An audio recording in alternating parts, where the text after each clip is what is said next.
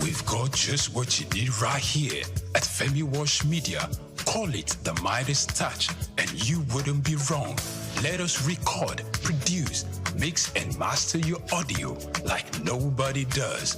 Reach us on our contact today for the best quality job.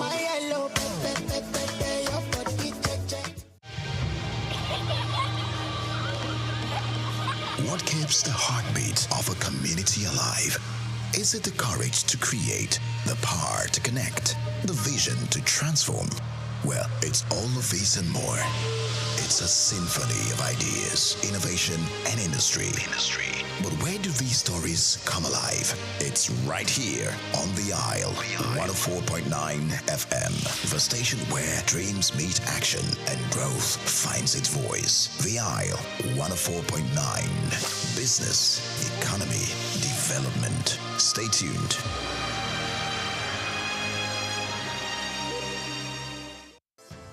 Nigeria, rich in traditional and cultural heritage, is intentional about promoting history and retaining cultural values.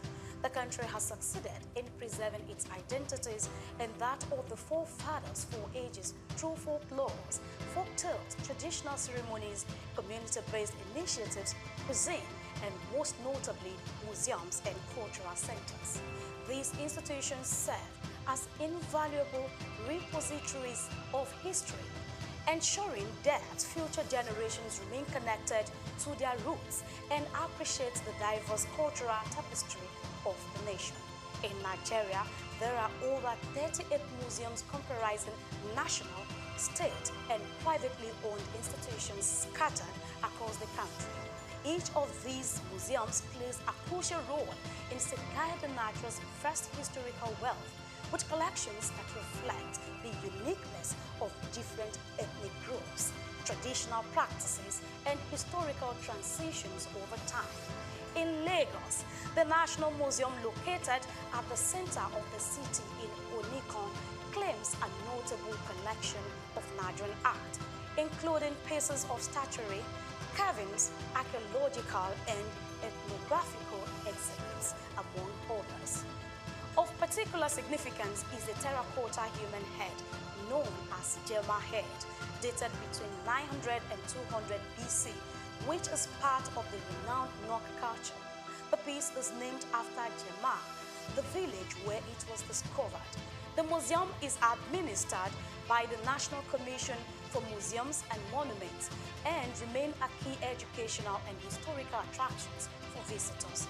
Another prominent artifact housed within the museum is the famous Benin bronze head, an evidence to the artistic excellence of the Benin Kingdom.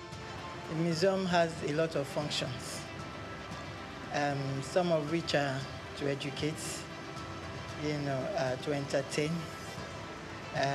research, interpretation, conservation and preservation of our cultural heritage. And then the museum was established, Lagos Museum particularly, was established in 1957. It was formerly referred to as Department of Antiquities. So, well, the journey so far has been interesting because, we are here, to showcase our cultural heritage, not just to the country, but to the world. And we've had, we have series of, events that we do, that involve the community. And because of that, we create that awareness that this is where you can come and, see and feel your cultural heritage, your traditions, your history. Because it is said that a people without a history is a people without identity. So the museum portrays this to the people. And over the years, that is what we've been doing. Through education, community participation, we have galleries, that we display some of our objects, our antiquities, that showcase our patrimony and all there is to know about our cultural inheritance. And so the museum, has been doing that over the years, and, we still keep doing more.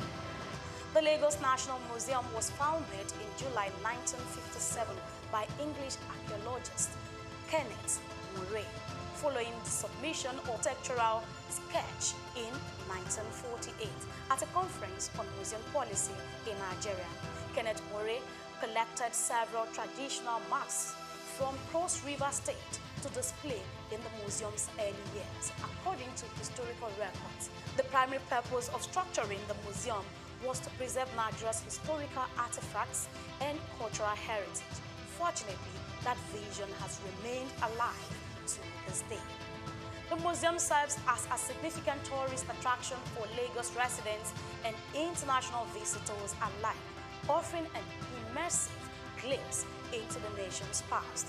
Some of the remarkable artifacts currently on display at the museum include the bullet-ridden car in which former Nigerian head of state, General Murtala Muhammad, was assassinated, pictures of previous rulers and presidents of Nigeria from different eras, a diverse collection of cultural drums, tools, and ceremonial staffs from various ethnic groups, historical crowns and caps of revered traditional rulers symbolizing their power and authority, photographs of Queen Elizabeth II and her entourage during her visit to Nigeria, reflecting moments of colonial history. It's so immense. Museum is a reminder of what the society is all about, because a number of us are missing the link. We don't even know the role, the significance of the society we find ourselves because of foreign influence. But when you come to museum, it will bring your mind back to the original habitat, the way of life of people, how things should be seen in the society, and how we should react to phenomenal changes in our environment. Basically, we'll be doing this work of educating the general public, not only Nigerians, over 20-something years here, and the impact has been so tremendous. To the point that what we do at the museum is in consonance with the curriculum of our institutions, from primary, nursery, primary, secondary, even tertiary, even people in their corporate organization. They deem me free to come to National Museum anytime they feel like we are missing the link, we have missed a lot of things concerning the way of life of our forefathers. You know, even here, apart from that, we do have what is called seminar. We organize seminar for expatriates, for individuals. They come around on Wednesdays to come and listen and learn on cultural-based subjects. I think it was great. I mean, I particularly like the circle of life that it presented in here, right? From birth to reincarnation to external influences. I think it gave a good history of Nigeria. I learned a lot about that. There seems to be some real big connection between Nigeria and Benin in terms of the history that I wasn't totally aware of. I was able to see the different artifacts and stuff that were presented. So it was quite interesting. They did, I think, a pretty good job doing a comprehensive tour or comprehensive history of Nigeria and its culture and its surrounding areas. A visit to the Lagos National Museum offers an enriching experience, transporting visitors back in time and allowing them to connect with Nigeria's rich and diverse history. The museum provides an opportunity to explore stories of resilience, artistry, and governance that have shaped the nation. Whether you are a history enthusiast, a student, or simply a curious traveler, stepping into this museum promises a nostalgic journey through Nigeria's past, fostering a deeper appreciation for its cultural legacy. Nigeria continues to reflect the stories that shapes its people, steadfast in its commitment to promoting history and preserving its cultural values for generations to come. Grace Komalafe, Souq Perspective.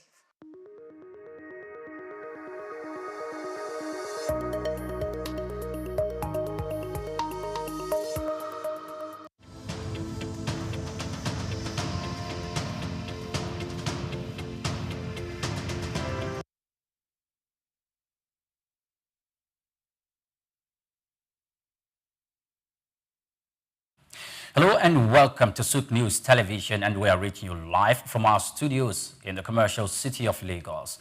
I'm Oyinpriye Krumale. The president of Dangote Group, Alhaji Aliko Dangote, says he is still fighting for the survival of his $20 billion refinery, stressing that the fight is not yet finished.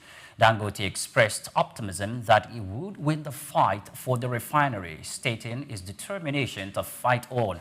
According to Seman4, an international news medium, Africa's richest man spoke at an investor forum in Lagos on Friday. The report stated that Dangote pointed out that some individuals who for a very long time have made a lot of money from government-subsidized oil imports into Nigeria were the ones trying to sabotage the 650,000 barrels per day oil refinery stated in Lekki, Lagos. Dangote was quoted as saying that those groups have funded resistance to the Bola Tinubu government's removal of petrol subsidy and are opposed to the refinery operating easily in the country. A growing number of Nigerian students have expressed frustration over the delayed disbursement of students' loans by the Nigerian Education Loans Fund, NELFund, stating that the payments were made to their institutions months after they had completed their studies. While the scheme was intended to ease financial burdens, some beneficiaries said they had to pay their fees out of pocket before graduation. Even after leaving school, many are still receiving 20,000 naira upkeep stipends monthly, raising concerns about mismanagement and systems inefficiencies. Investigations have since revealed troubling irregularities in the loans process, according to the ICPC. Out of the $100 billion released by NELFund, only $28.8 billion reached the intended students. The remaining $71.2 billion remains unaccounted for. This has sparked criticism from students, parents, and stakeholders. Allegations suggest that some institutions, in collaboration with banks, delayed payments and made unauthorized deductions from tuition fees, further exploiting the system for personal gain. As tension mounts, student bodies like the National Association of Nigerian Students have threatened to protest, while ASU and other watchdogs await the outcome of investigations. The National Orientation Agency and the ICPC have promised a full inquiry, and calls for refunds and accountability are growing louder. Efforts to get a response from NELFund corporate communications leads have so far been unsuccessful. Now, in Lagos, the Vehicle Inspection Services, VIS, has impounded more than 200 rickety vehicles as part of its ongoing crackdown on unworthy cars and buses operating across the state. The director of the Vehicle Inspection Service, Akin George Fashola, announced the seizures on Sunday, stating that the agency's enforcement drive is aimed at reducing the high rate of road accidents, which have been largely linked to poorly maintained vehicles. Many of the impounded vehicles, particularly commercial minibuses like Danfos and Korobes, were found with expired tires, faulty brakes, and rusted parts, posing serious safety risks. Fashola emphasized that the operation applies to both private and commercial vehicles, urging owners to ensure their vehicles meet safety standards before putting them on the road. He added that enforcement would continue as part of the state's broad efforts to improve road safety and streamline the transportation system.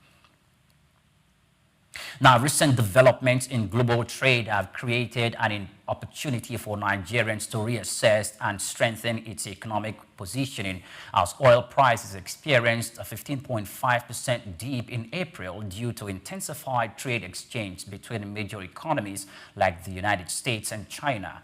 Economic stakeholders see this as a timely moment to diversify and reinforce Nigeria's fiscal resilience. Despite exemptions on oil in the United States, tariffs shifts in demand from key importers like China influenced the global energy market, nudging policymakers to prepare smarter safeguards. Nigeria, a leading oil producer, is feeling the ripple effect through added pressure on the naira analysts from AfriInvest observed that fluctuations in oil revenue, which form the backbone of Nigeria's forex inflow, are encouraging a renewed focus on policy alignment and broader economic reforms, while temporary strains are visible. They also open doors for strategic planning and sustainability currency management. Looking ahead, financial experts and public sector leaders are calling for coordinated actions to boost investor confidence and stabilize economic variable with the right interventions. Nigeria can turn current global dynamic into catalyst for long-term growth, increased local production, and a more balanced economy, less vulnerable to external shocks. Now, President Donald Trump has announced a 100% tariff on films produced outside the United States, calling for foreign film incentives a national security threat. In a statement posted on his Truth Social platform, Donald Trump said foreign film incentives were undermining the American movie industry, calling it a national security threat and a tool for messaging and propaganda. He said he has instructed the Department of Commerce to begin implementing the tariffs immediately. The Commerce Secretary, Howard Lutnick, responded online with a brief message, quote, "We are on it," end quote. Industry players remain uncertain about how these tariffs would work, whether they'll affect the theatrical agency or the institution for streamlined content, or how the costs will be measured.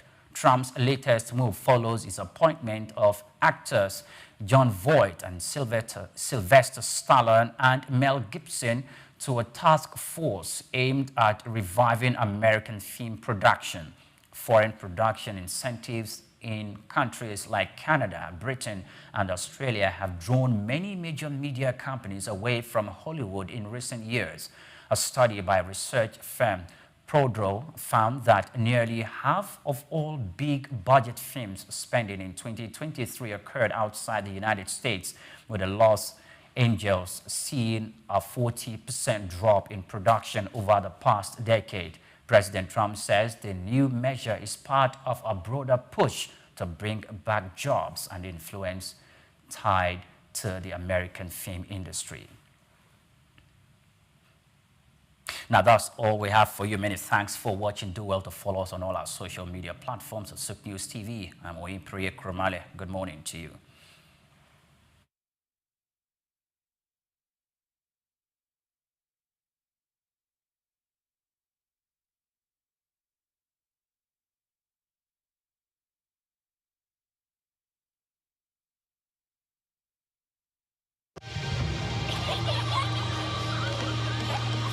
What keeps the heartbeat of a community alive? Is it the courage to create, the power to connect, the vision to transform? Well, it's all of these and more. It's a symphony of ideas, innovation, and industry. But where do these stories come alive? It's right here on The Isle, 104.9 FM, the station where dreams meet action and growth finds its voice. The Isle, 104.9. Business, economy, development. Stay tuned.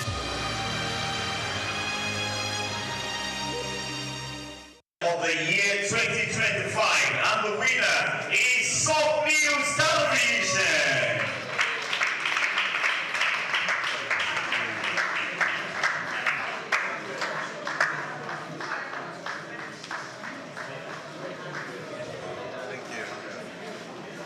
On behalf of the National SME Business Award, the year 2025, we are presenting you SME-centric television station of the year 2025. Winner, of course, is Souq News Television. Congratulations.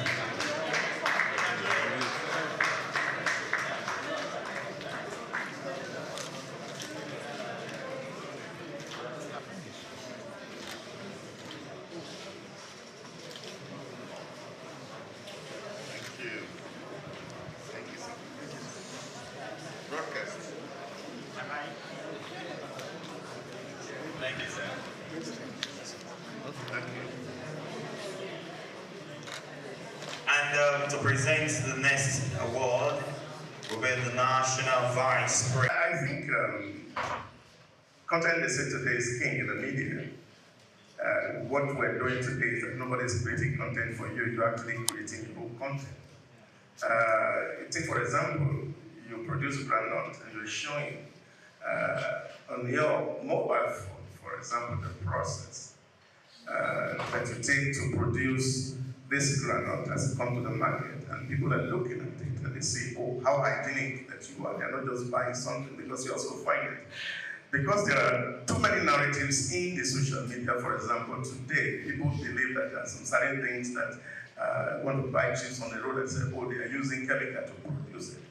Now, this discourages a lot of people from participating. But if you create content to show, for example, from your oil, how it's genuine.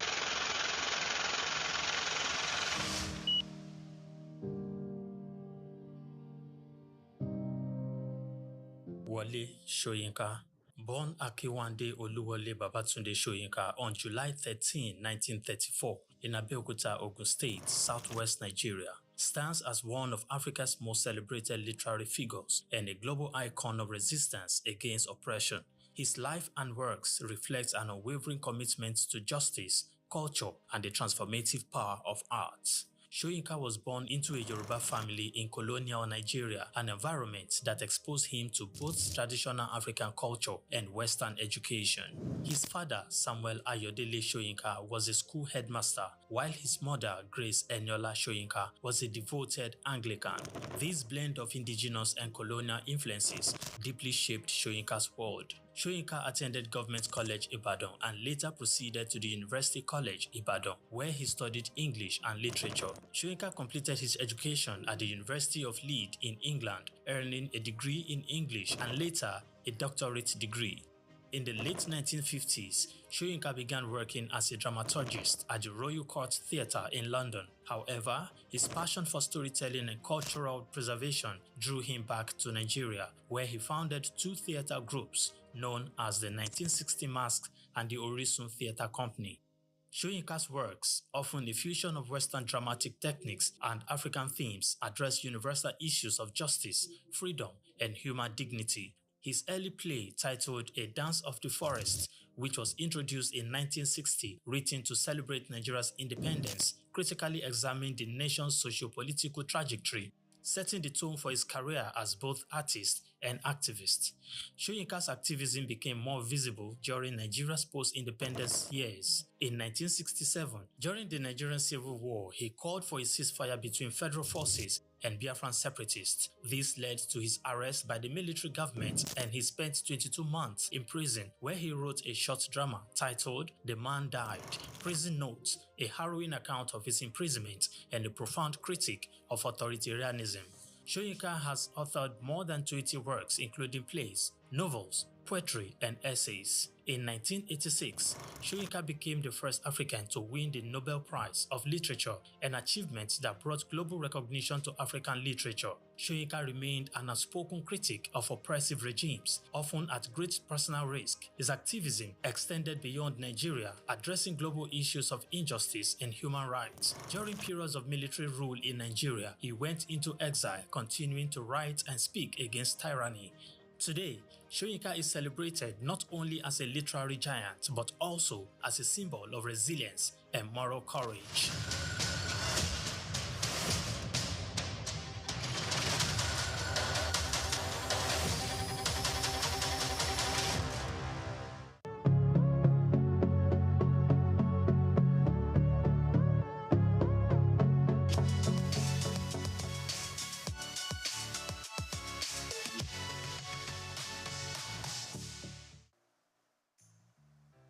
In 1957, just a greenhorn, leaving school and looking for a job, going into broadcasting was something that I dreamt of. But that's only meant going into radio, because my old school, Holy Child College, still on the same site in Obalende, 2 streets away from the old NBC.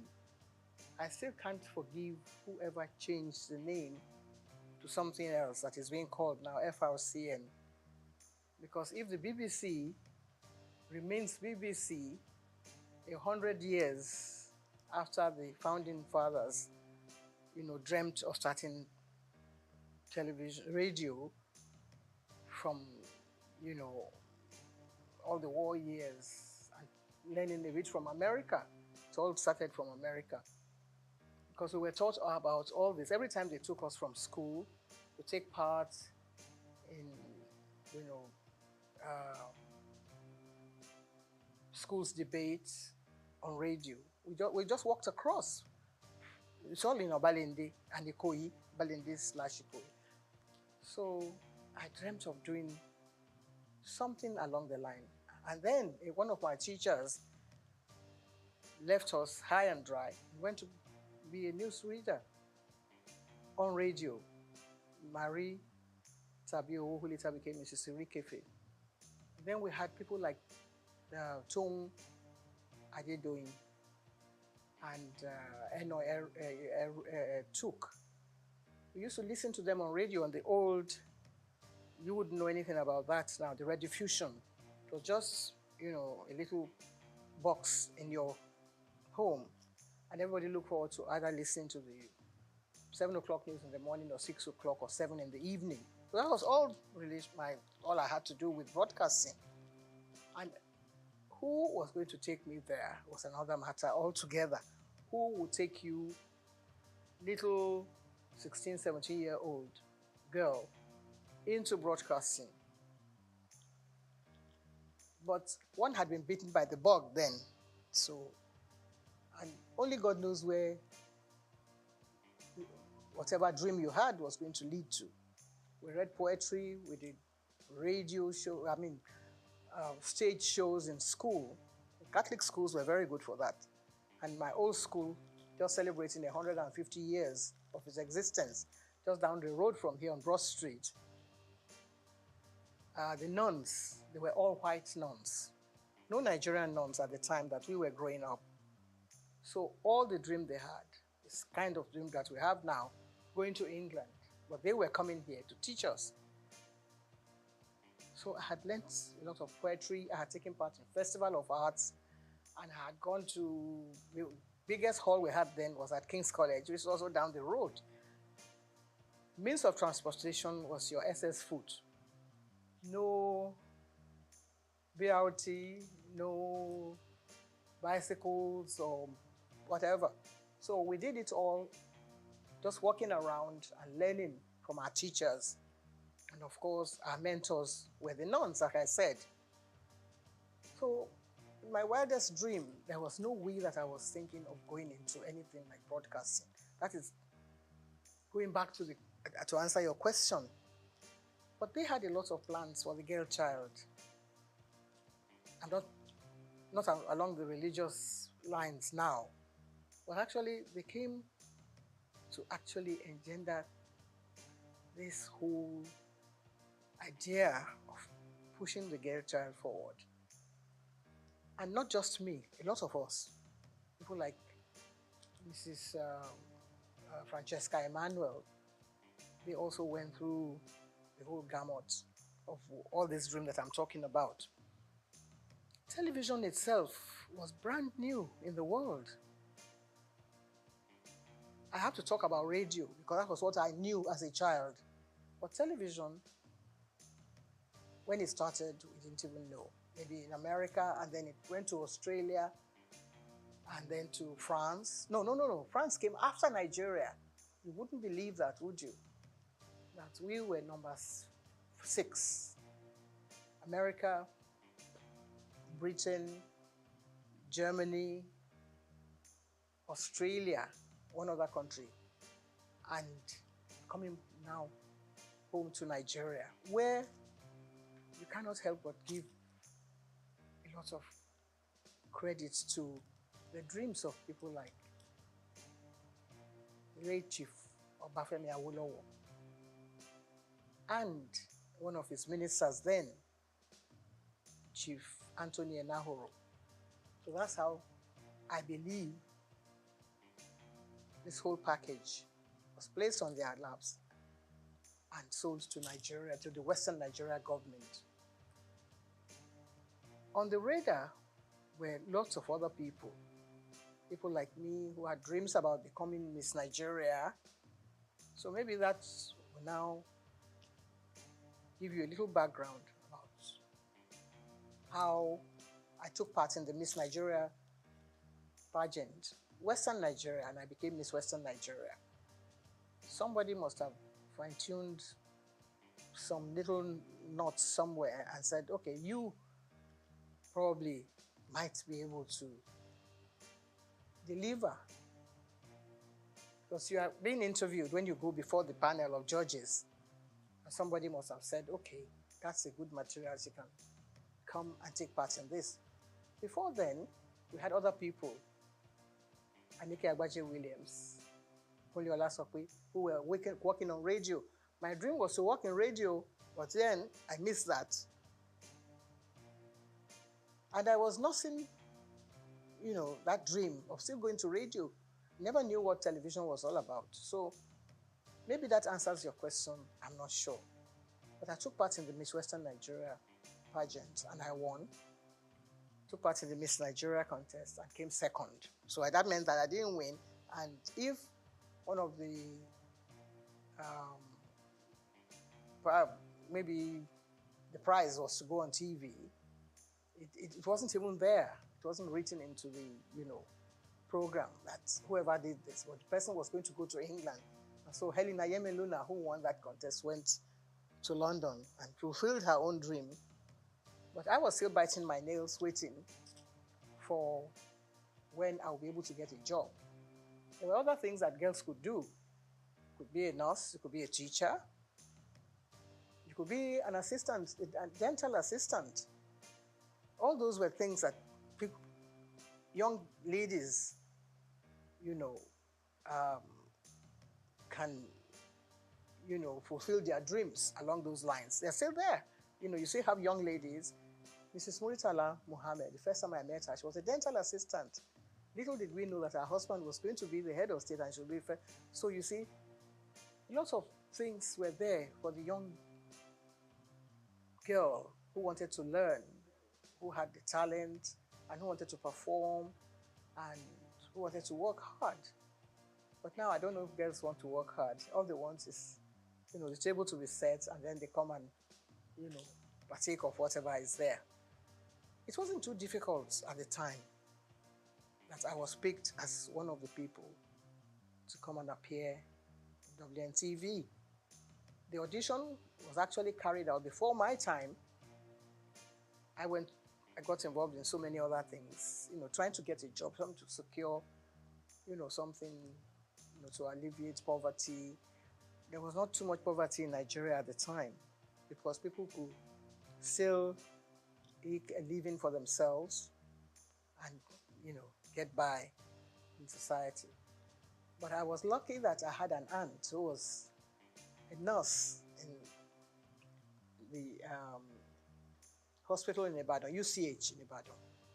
And she was married to an Englishman, and the man's friend happened to have been the man, Mr. Mathers, who was brought as one of the technical partners to WNTV. So we met at a dinner party, and just as you and I are chatting, I was only 18 plus. I was 17 when I took part in the pageant. But by this time, I was growing up, and I thought I was a big girl. So I opened my mouth, and I said a few things. And the man looked at me and said, how come you are not speaking with a Nigerian accent? And I didn't know what he meant because we were taught at St. Mary's to deliver whatever lines we were given to deliver. The Festival of Arts, I came second after an English boy from Corona School. And I was given a beating for coming second. Not because I didn't perform well, but because I forgot to curtsy. And one of the judges, I think, who was then Mrs. Abayomi, Lady Abayomi, said that I delivered my lines very well. If I were the Lord of Tartary, I would do this and that and the other. And so I came second. And when I got back to the school, the nun, Sister Marieta, said, you were not paying attention. So whatever you do in life, you have to be consistent, you have to perform well, the way we're trying to do now, the way we're trying to project your voice and whatever it is you have to offer with a lot of humility, not trying to show off or to project your own image, or whatever message you have to deliver, you have to make sure that it is well delivered. The following year, St. Mary's Convent School, which is my old school, which is 150 years old in existence, went to the same King's College Hall, and we beat a lot of secondary schools. We came first. Pied Piper of Hamelin. Have you ever heard of that poetry? Pied Piper of Hamelin was about someone who wanted to get rid of all the rats in Europe. And all he did was to play the pipe. So that is what we were more or less doing. That's what you and I are being a Pied Piper, trying to get off all the ills in society. That's the main job of a broadcaster. There's so many things happening in the country, and it's only TV and radio that binds the country together. If the country falls apart tomorrow, you will rely on someone from radio or from television to make the announcement, to introduce the head of state who has just won the election, or the one who has just taken over. It's a huge responsibility. At that age, at 19, we had to introduce people like Chief Obafemi Awolowo on TV. We had to introduce people like Akintola, Oladoke Akintola, as the premier. And when everything broke down and it all went into smithereens, they brought in Chief Majekodunmi as the administrator of the Western region. All this happening before our eyes. There were no other stations in the country except WNTV. And we were there, so we learned quite a lot. In fact, I believe that the whole country revolves around broadcasting. And if you are part of that organization, how would you feel at my age, at 80-something? As young people, perhaps you don't know all this history that I'm telling you about. It's a long, long story. But when you sit down, you have to put it all into perspective. You see that, well, some people are actually meant to be in different positions. Some people are meant to be doctors. Some people are meant to be nurses. But those of us that are in broadcasting, it's a huge responsibility. It's a passion. Something. Sometimes you don't even know how you got there in the first place. Or somebody may have discovered you. It's like being in Hollywood in those days. Someone has to develop. So you have the talent, the latent talent, and then somebody will discover you. So that's how I was discovered by Mr. Mathers at a dinner. I was put in that place because I had won the Miss Western Nigeria contest. If I hadn't done that, I probably would be somewhere in the kitchen washing plates, washing all the dishes. So there you are, if that answers your question.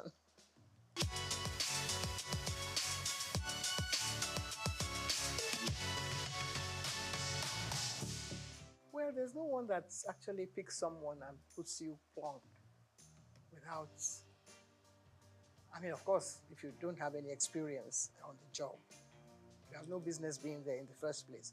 But if I had taken part in Pied Piper of Hamelin towns in Brunswick, I was only 13. By famous Hanover City, I was speaking like an English person. When I was only a Nigerian, little girl, being nurtured, by my mother, who was a seamstress, how would you ever get there?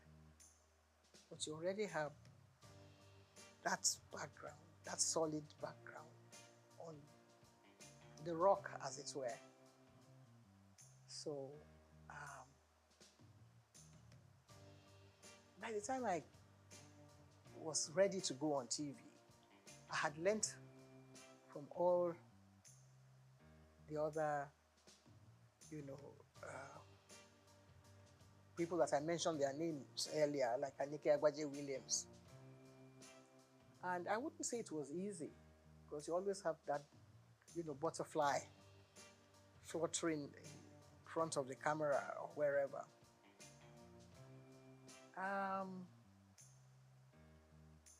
I think I took to television like I was meant to be there. With all humility. If I had been groomed by all these nuns that I have mentioned their names, they came to Nigeria to serve the people. They were not earning salaries, To become a nun, you have to take the oath of obedience, chastity, poverty, and all that. So you're not earning a salary. But whoever is there now is thinking of how much money he's going to get from whatever take comes from here, there, and yonder. So they taught us well. And nobody said you're going to go and appear on TV or you're going to be on radio. But just do what you're meant to do properly with a lot of sense of responsibility and diligence. And that stands at the back of your mind. That goes everywhere with you, wherever you go in life. Even when I was nursing a sick child, my late son was a sick child. And I was meant to take part in Verdict 79 with my colleagues Kerry Ahmed and Adamu Aogi. They all came with me to the hospital, which is just next door here. And then we came back and mounted the podium and continued our business as if nothing was happening. He didn't die at the time, of course, but the job must go on. That is always there at the back of your mind. So my first night, I wouldn't say that I didn't have any jitters, that I was not nervous. But I was able to deliver, and I think that was the staying power. That was what kept me going, because other people came on board. I was not the only one. All the members of the board had their own, little nephews and nieces that they wanted to project on TV. They all came and they couldn't make it. But Anike and I kept going. And if you gave me a script now, I think I would try and... We didn't have too many, what do you call it then, teleprompters. Well, I was very good at, I had a photographic memory. So I was able to get hold of the script, and in less than 60 seconds, I'll be able to deliver it straight to the camera. That was one of the assets that I had also, which was God's gift. It's not by own might or whatever you think you have. You have the talent, of course, but also there has to be some other little bits of gifts that will help you to project the image of a professional.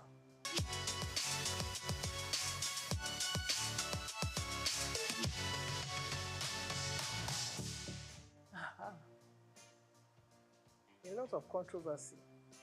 There is hardly any TV, radio, movie personality that can scale through that without any, because people are watching, people are trying to find their own little,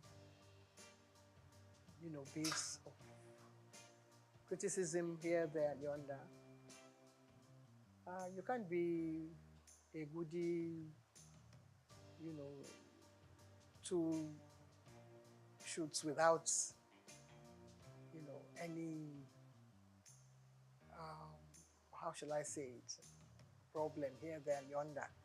So everybody has their own way of looking at people. People say, well, what has she got to do? She went to take part in Miss Western Nigeria the other day. So what's the big deal about her? And then somebody will still add their own salt and pepper here and there. But I was lucky that I was being nurtured by someone like T.O.S. Benson, who was then our Minister for Information. And he felt that, everything should not stop here. There were things happening in America.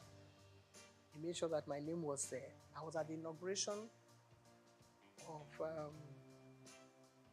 President Johnson, Lyndon Johnson. And we commanded a lot of attention there, myself and my colleague who came from Lagos, the station in Lagos. And for the president to notice that there were two black people sitting behind him at his inaugural ball, I think it was very overwhelming for me because not many black people had invitation to that event. But Charity Adadevo and I were there, and he stood up and shook our hands where we were sitting behind, 3 rows behind the president. Then Kennedy had died, and we were still not seeing, we were still feeling very hot about, the loss of Kennedy. And here was the new president coming up. We were not particularly keen on being welcomed by him. But then, things like that happen to you, and it makes headline news. 2 black people, they didn't even say Nigerians. They thought we were from Ghana because some journalists came around and said, "How is your man Nkrumah?" And we said, "No, our own Prime Minister is Tafawa Balewa." They never heard of him then.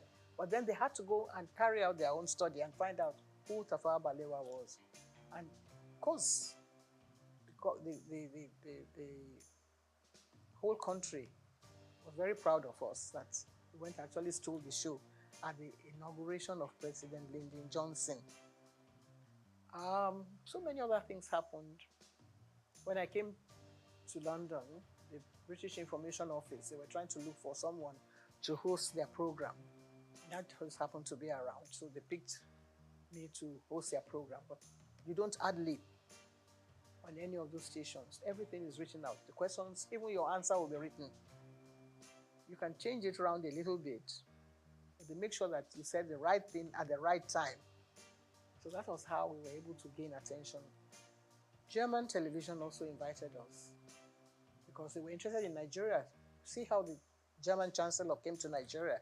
That was what happened at the time. In 1963, we had just gained, we had just become a republic then, from being an independent station in 1960. By 1963, we then became a republic.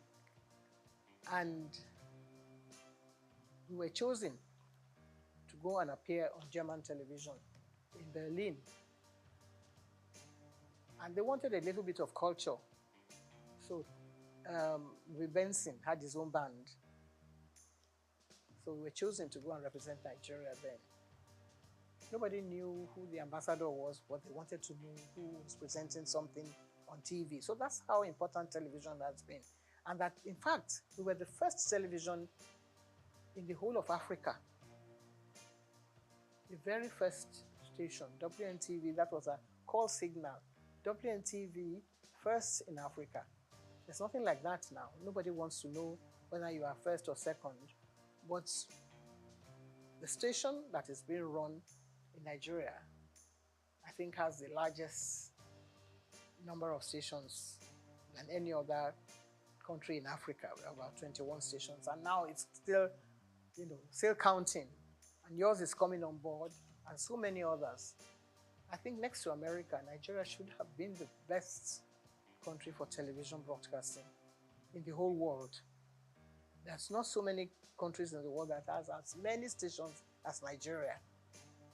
We only have to put our heads together. We only have to find joy in whatever we're doing. Sometimes when it's raining, people say, "Oh, it's raining," and they feel very bad about the rain. But if you look closely, behind that rain, there will be sunshine, there will be something else coming on. You see some silver clouds coming during the rain, but Nigerians don't have the patience to wait for that kind of thing. That's what television teaches you. If you're in the studio, you don't know what's happening outside. You just get on with the job. That's what we were taught. We were taught not by Nigerians. Even when we started, we couldn't go on air and ad-lib. There was always someone there, Mr. Blackledge, to write the script. And if you can commit that to memory and deliver it, you're home and dry. It's not everyone that has a gift, not everyone that has a talent.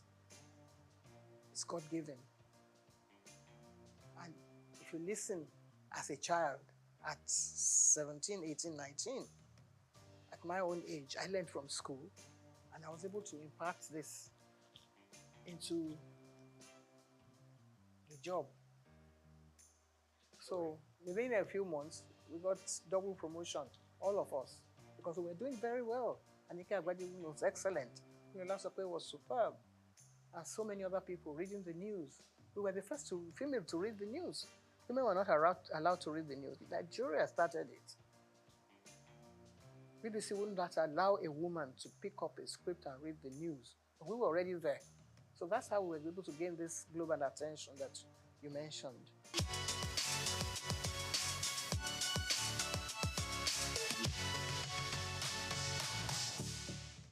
It's not easy. Not easy. Like I said, when we were taught by, not by Nigerians, but somebody came along the line and said, we don't have to speak like English people. You can just carry on and use your own parochial background. If you are a Roboman, you can speak English the way you like. That was his own idea, because he didn't believe in us doing all this la-di-da and trying to, say things the proper way. But that watered down the standards a bit. Because then everybody, maybe he had a relation who wanted to appear on TV, and he wasn't allowed to because he couldn't speak like Ikena Ndagoba or Bodelalade and things like that, or Friday Fode or Mike Enahoro. So somebody must have gone to him and said, because he doesn't speak like any of those people who were taught by, foreign teachers, people who had learned, people who knew what a DJ, we had a Bible then, that you had to pronounce your words correctly. So he came and said, now that I'm DG, I'm not going to tolerate all this, your English way of speaking. And some other people, of course, that watered down the standards. That's not our own making. We were still ready to continue the way we were doing, but then they pushed us to the background. But there were others who were able to perform well. Ruth Benamesia, Opia, Sienna Weber, and of course Bimbo Oloyede, who was born in England. If you already employed those people to deliver the goods and to present your programs, you're not going to sack all of them because they speak with English accent. I don't see how that can be an offense. You cannot be, guilty of speaking English well, like the English people. But they then brought out other people. And you had the head of presentation. I became head of the presentation after I came under Buba. And you're trying to prepare your roster. You wanted to put such people online to read the network news. And they say, okay, bring somebody who can speak like the Radidididu and do a little bit of Ewe on the side. It's part of our culture. So that is what is happening to TV broadcasting in Nigeria. It's all very interesting. So, this cultural milieu and bringing, a touch of Nigeria. Nigeria is doing well. In that aspect, in the music world, I think we're leading. Some of us who grew up on Handel's Messiah and Mozart, we have to sort of put our hands behind our back now and watch, all the way things have turned around. And Nigerian music is doing well. Afrobeat is reigning everywhere in the world. So really, you can't find faults with that. So when they watch a bit of Fela and his children and all his grandchildren doing well, then listen to the channels on TV, you have to take what you get from there as well.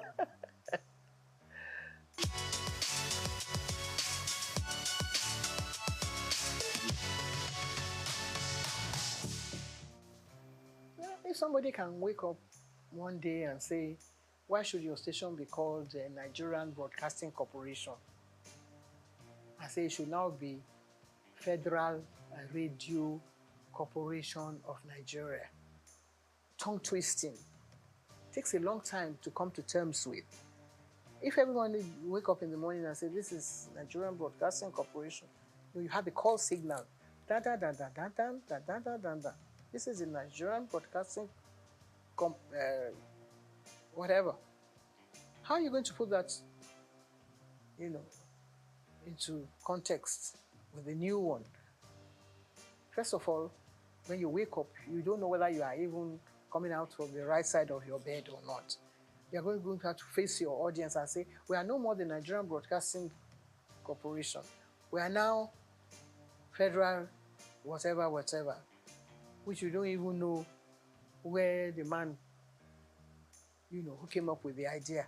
He didn't even consult you, didn't even put it to test. If the British corporation, they are going to change from BBC after 100 years, they will ask the whole nation, they will say, where are we going to take this from? They will ask everybody, they will do a census, they will do all kinds of things, carry out all kinds of tests to see whether people will accept it from them. No. Nigerians are very hard and cut and dry. This is the way I want it. I'm the head of state, so I can change everything now and, all of you can start marching forward and march back again. Soldier go, soldier come. I think Fela would have been a good head of state for Nigeria because he would have got some people marching the right way. So, I think that is what has happened to this country. But we will still settle down. The soldiers that have been marching since, they will do attention one day. And then we'll be able to sort ourselves out gradually. I think we're going through the right process now. People are beginning to find their own feet. If things go around, price of goods go up, Nigerians will find a way to come to terms with that. When we were growing up, everything was done. We won't say according to the colonial rules and regulations, but at least there were standards that were set down for you and things that you had to toe the line. This is the proper way to do things. But if somebody says, no, let's turn around and turn it upside down.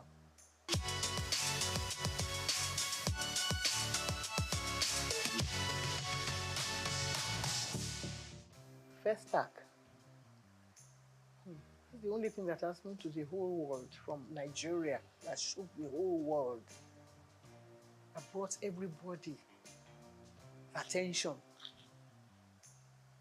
to see what Africa has to offer the whole world. It happened here on this soil in Nigeria.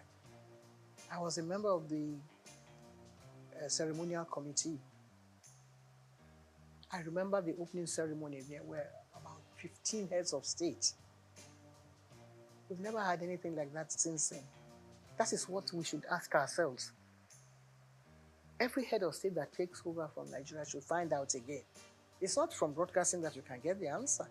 You can get the answer from technocrats who had worked in all those areas. What happened? How come it couldn't happen again? It's like Armageddon. Every country was represented. Every culture was represented.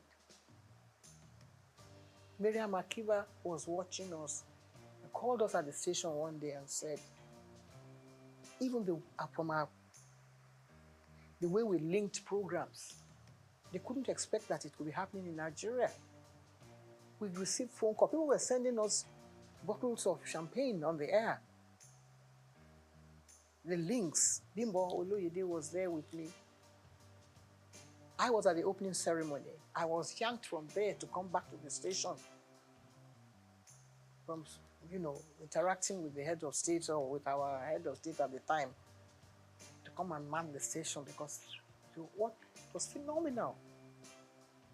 How come we've not been able to do it? 77 years, how long ago was that? I was only 37 years old then. I'm going on 90 now. It hasn't happened again. We should examine that. Even the head of state that was there is still alive. Let us ask him again. Let us put him down and say, Oga, please explain to us what happened. Some people came up with a theory that the symbol that was used was fetish, that is what has happened and Nigeria has turned upside down. If that is acceptable, it may be superstitious in your eyes, but let us find out. Let's go call the Babalawo. Is it bad that it is a Nigerian that carved this image? And it is making news outside the world. Now you say, no, it is not good that Nigeria should be able to project an image that would attract the whole world, something that will bring everybody on their knees. After the first attack, we were still recovering, just bathing in the glory of first attack.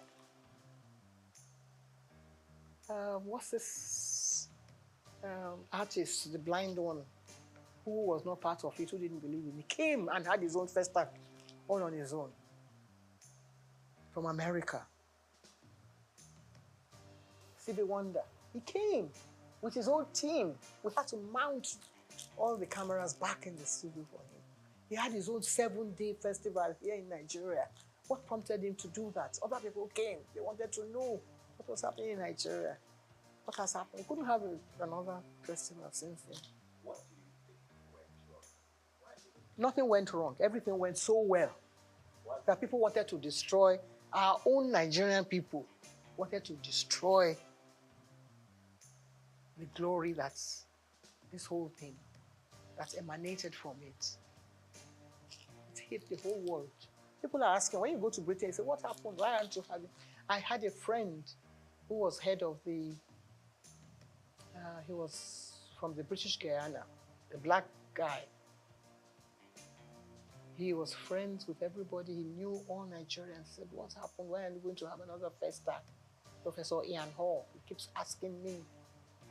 Even if we can't have it because it was very expensive anyway, Nigeria had all the money. Even though we had a coup after, you know, it was first of all the brainchild of Gawan. And then Muritala came on board. Muritala was killed, but in spite of that, they couldn't kill that dream of having a festac in Nigeria.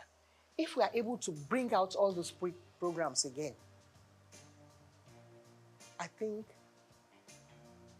we'll be able to answer those questions. I'm still alive. There are a lot of people who will still want to know the answer to that. It's a very, very brilliant question that you have asked. I think if it was another country, we'll set up an inquiry and say, what happened? Can we resuscitate this whole dream? Some of the tapes that we had then in the WNTV, some people put them in one place and set fire to them because they felt maybe somebody in their religious organization said, you are the one projecting all these things, so Nigerians are bringing idols around. Who gave them the idea to make the idol? It's God now. It's from God. Whatever thing you were able to put together, the Bible was put together because God loved the world so much, and He wanted us to learn about, things that had gone out from the time of Adam and Eve. God loved the whole world and created Muhammad and said, put people together and let them say Allah Akbar every day, morning, noon, night. God created so many wonderful things for us, so many images that we can imbibe from, so many things that we can learn from. People want to come and learn about our country. Instead, we say, we want our sculptures back. What are you going to do with them? You don't have a museum where you're going to put them to make them thrive and people come here to Nigeria. It's a good idea for them to come, but if they learn about your country, what your people have done over the past 2,000 years. 2,000 years of Nigeria image was put together by the BBC. Nigeria went and tore it up in shreds. He tore it up. He said, what are you doing with that? What you call bad belly. I don't know if anybody sang a song with that title. If we maybe start from there and say, what do you do with your own bad belly? Some people, they are not a stadium. There is no theater in England, in London, that I know that I've gone to watch plays and things that have not been in existence for over 500 years. So many studios. We have one big one, the dream of Nigerians. And now we want to go and do banking there. We want to go and do trade. It's supposed to be for culture, for our own culture. Lagos State will be dragging federal government by the neck and say, no, we own the theater now, and we want somebody to come and do something there.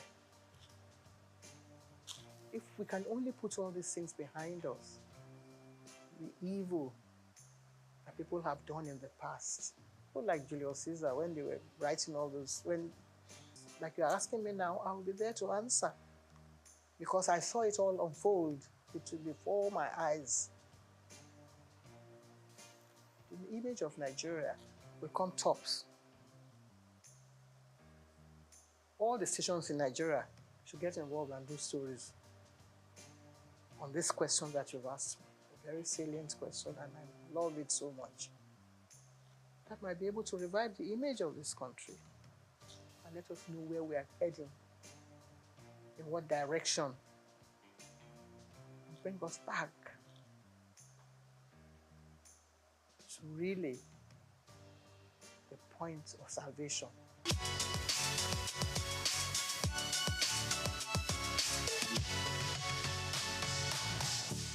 Well, I haven't seen it. I must have mentioned it somewhere, I think on one of the channels. When they was trying to build the scandal around it, and I said, and I tried to put the record straight. That wasn't really what happened. And that, it was from, I think it was from a book that was written by one of the wives that said that I was party to his breakdown of their marriage. And I was trying to put the record straight that that wasn't really the true picture. I have due respect. I have to, bow wherever I come in the presence of a president of this nation, past, present, or even present, yes.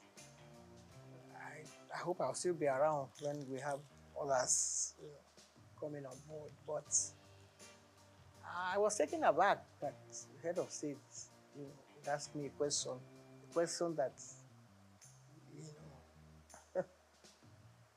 because in the past, we were in the studios when the head of state came, and we were given scripts. If there had been, there had been several coups, and it's always the presenter or the station, either the managers that take the brunt of the whole, the issue when things like that happen. You don't know who's coming. You don't know how many jeeps are going to be coming in. You don't know how many, what you call all those heavy equipment that they drive in as they are coming into the studio. You don't know whether they are going to shoot the station down. Nobody knows that. It's only the people who have worked during that period that can relay those experiences. Sometimes you're at work in the morning, by the time you come back in the afternoon, the government has changed.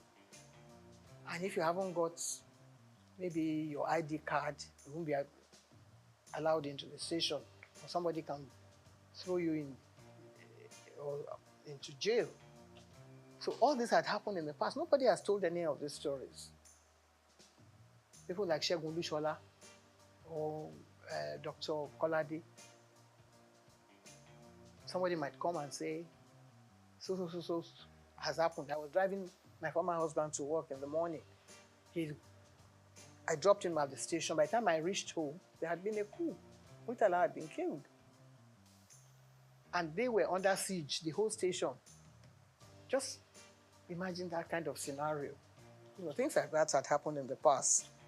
But Nigerians don't have that sense of history that wants to sit down and say, well, we want to ensure that it doesn't happen again. Of course, we'll pray that it doesn't happen again. and you wake up in the morning and somebody is announcing something else, different from what you have. A colleague of ours had been, pushed into something that he wasn't aware of.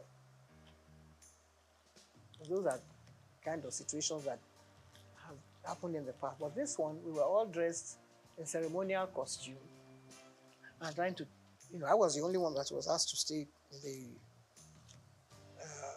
presidential, what do you call it, special area that is demarcated for head of states on issues like that. And all of a sudden, the president is following me all about. And I said, this is getting too close for comfort. And I said, what's your name again? I said, my name is Julie Coker. I was trying to play innocent, that I didn't know what was happening. He said, hey, how much did this your dress cost? Can I have, sorry, sir. I don't think I'm the proper person to answer that question, sir. Yeah, you don't have answer. It's a bit unprofessional. I mean, not in the profession per se that we mean, but I wasn't prepared for that kind of thing. So I must have given a rude answer to that. And then, before I knew it, Ade Lanwa, who was then the head of Navy, came to me and said, you have been very rude to the president. The president said, he asked you a question and you couldn't answer. I said, good morning, Mr. President, sir. Because when we introduce them on TV, that's how we introduce them. We're now going to be addressed by a new head of state, Mr. So, sir. And I said he should go and ask the president of Souq. I'm sure he has a record of what the question is asking me can be answered, better answered by the president of Souq. If he finds that unbearable or rude, then either that one is not doing his work well or I'm not doing my work well and I don't belong here. But I carried on regardless. Shortly after that, another top army officer, Joseph Garuba, that one was the tallest man next to Ufwe Bonye, or the one from Mali. And he said, Julie, I know you can be rude at times. I said, not on this occasion. This is a wonderful occasion for the whole nation. And I'm trying to be my best behavior. And he said, the president said, I'm being very rude to him. He said, I know you, maybe you can say things. And I said, no, I never. He asked how much the dress cost. And I don't think I have an answer, which may contradict what will be on record if you really examine it thoroughly. I was getting very nervous at the time. So I dropped everything and disappeared from the scene, and I never went back again. But the thing reverberated right down to all the committees and members. My late auntie, what's her name? Kentebe, which was the lead commodore of the Navy. She said, Julie, I think she heard that she was going to be sacked that day because the naval officer sent to her and said, you are the one that did this. And I said, can never, God forbid, can never reach me because I'm not in the forces. I'm doing my own job here as a professional broadcaster.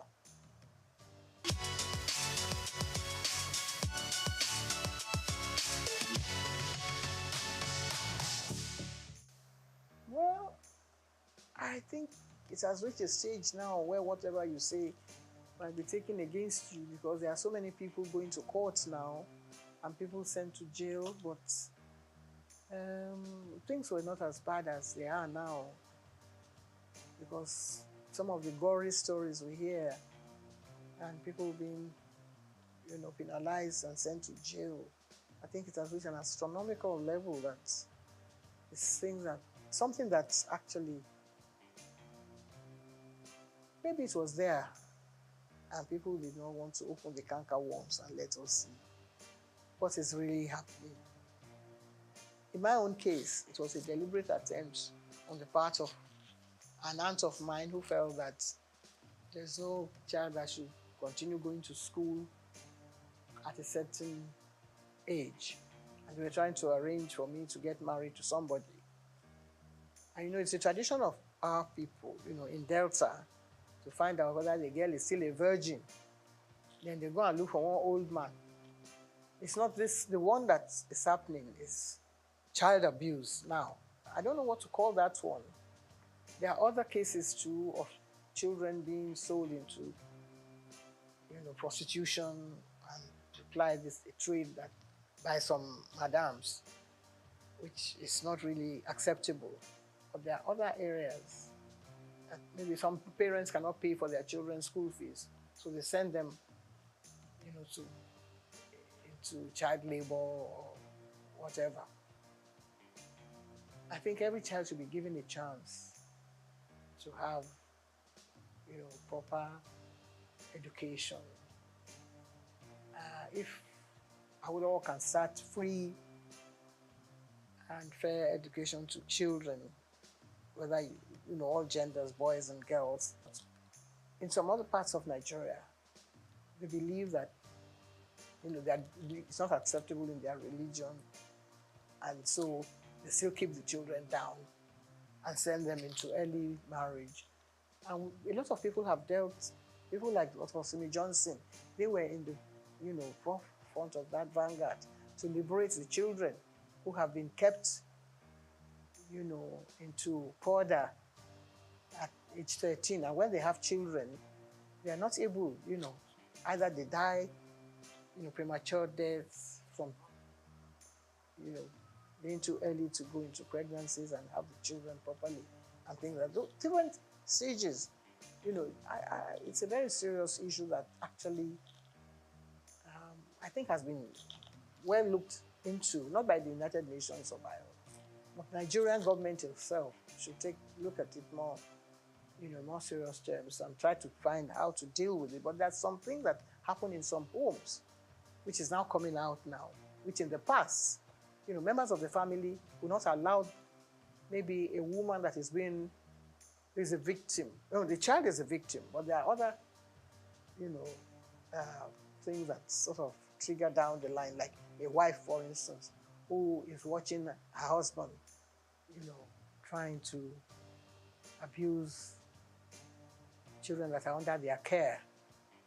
And the children definitely cannot, you know, rise to the level that a child who's been abused at an early stage cannot continue with her education. So I have been involved in issues like that because I was affected as a 13-year-old when an aunt of mine felt that I should stop going to school. But I was rescued by another aunt. So I was lucky at the time. Not many people have been able to, you know, get through all those own, to escape that unscathed and get on with my life. If I hadn't gone to, maybe I would have been having 13 children. It's good to have children so that the population will multiply. But then you have to make sure that the children are able to, you know, get on with their education. And when you educate that child, he's able to look after other children. I've raised so many children in the process, you know, because I was able to earn enough money to take care of members of my family. And that is what everybody should sort of, you know, try and rise up to that challenge.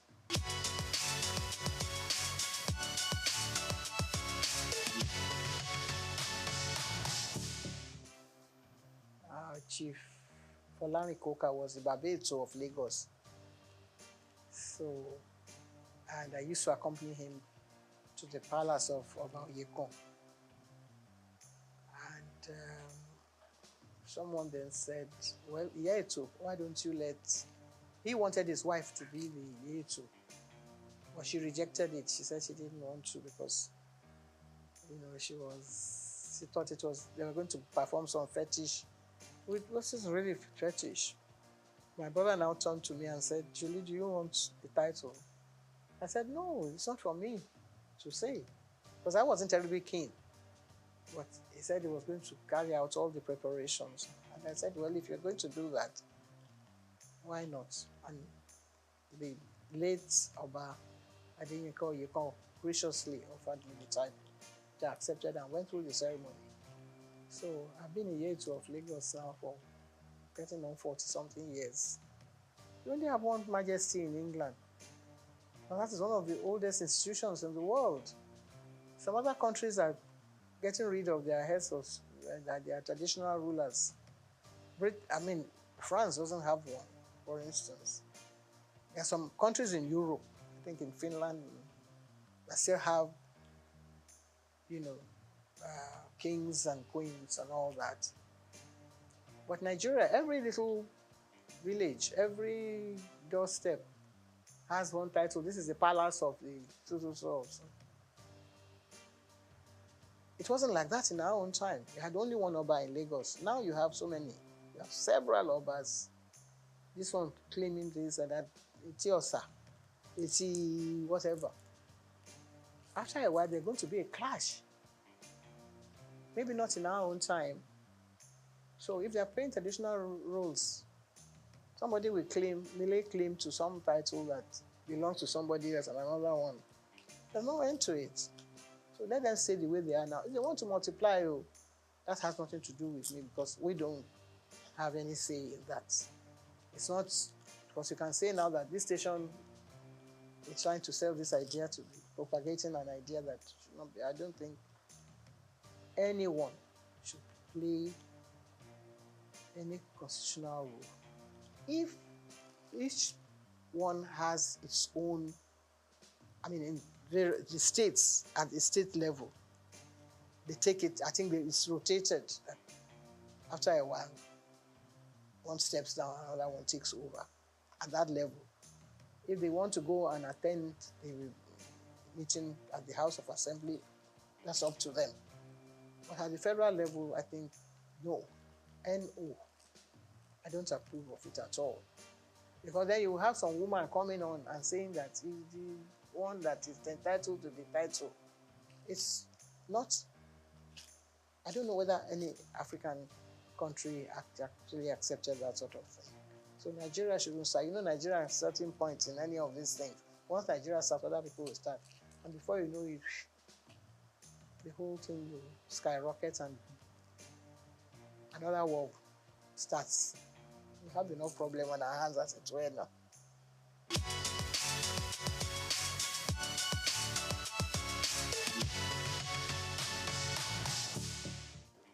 No, we are lagging behind. It's such a terrible shame that we only have about 4 women in the Senate. It's ridiculous. We seem to be dancing backwards. In that regard, I think we're falling short.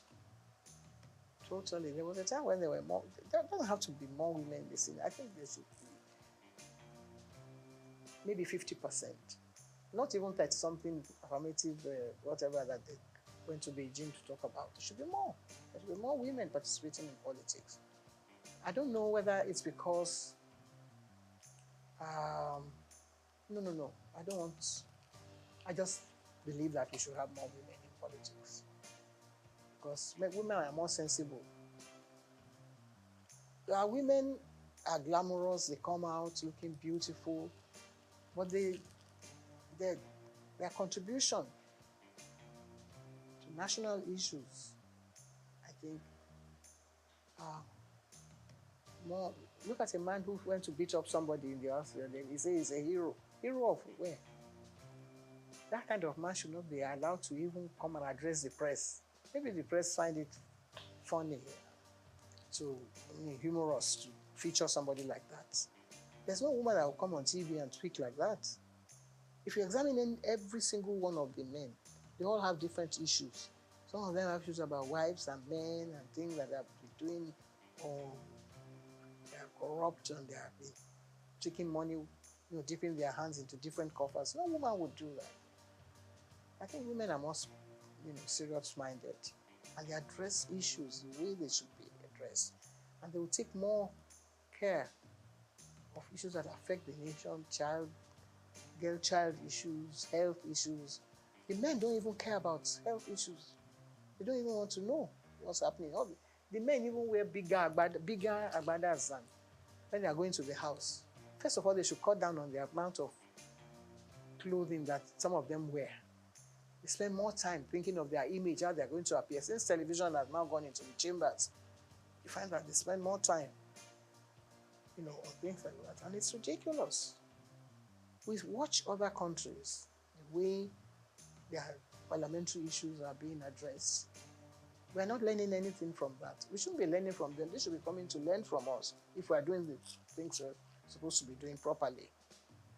But if women are really at the forefront of all this, I'm sure that they'll be able to calm all those hot issues that erupt sometimes in the houses.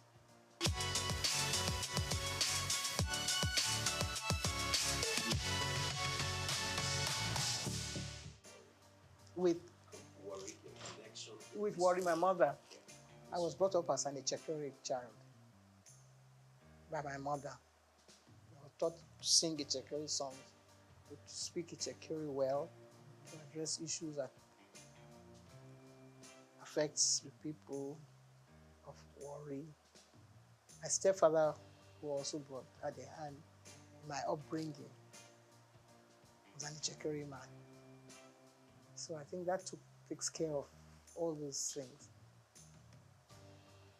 Well, I was brought up in Lagos, so I have this dual kind of nationality, and I knew my father came from Egba land, but I didn't have much to do with him. I only have connection with the family, like, Toye Koka, who was my uncle, who took care of me as well, but he was too busy doing other important things. But occasionally when they're having issues in the family, I'm invited like a stranger. But because I speak Yoruba very well, and I passed all my exams, and I used to do all my programs in Yoruba in Ibadan in those days on radio, WNBS. So I can still hold my head high in that regard. I think I function very well. It's like the King of England. He sometimes goes home to his Greek family. When, Prince Charles, when he was prince, he used to go on holidays with his family from the Greek side. And in fact, it looks like some of them sometimes when they are together. So yeah, I think it's allowed.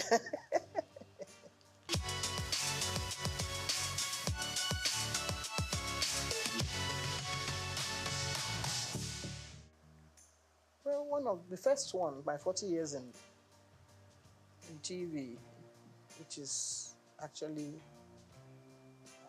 showcasing all the my life in broadcasting from the early stages, which actually should have answered some of the questions, was a textbook in Kenya for many years, because the minister came to Nigeria, and my DG then, Mohammed Ibrahim, had a whole box full of the books, and he gave them to the minister. And when the minister got there, he requested for more copies of the book. I never got paid for it, but I was delighted that they found the book so interesting. So maybe I'll get someone to serialize the book on TV sometime. We tried to do it some years ago, because I cannot be telling the stories all over again. This is about maybe another 30 years story. Again, we've done another sort of edition. My Life in the Limelight, which is the latest one. So if you have time, if you create space, you might be able to tell the stories and take it stage by stage. That's why I sell the book, and also, we get some media attention from sponsors and get things going.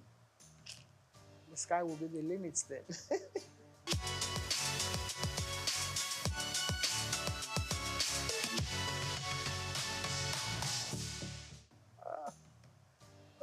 eat well, eat the right food, type of food, eat chicory pepper soup, or anybody else who's cooking pepper soup now, because then you don't have too much oil. I think that damages certain things in the tissues. And if you want to avoid having cancer, there's nobody in my family that has ever died of cancer because of the type of food we eat. So get someone, to prepare. There was a time when chicory food was being prepared in the museum, and people used to go there to collect the ingredients and the menu, and people lived well. So people are eating Chinese food, which is good. It's healthy, and lots of vegetables. I recommend that for people. I'm not saying that I very good health, but I still walk about on crutches. I don't know, my knees are not functioning very well. But still, if you say you paid me compliments, I accept it. Thank you very much indeed.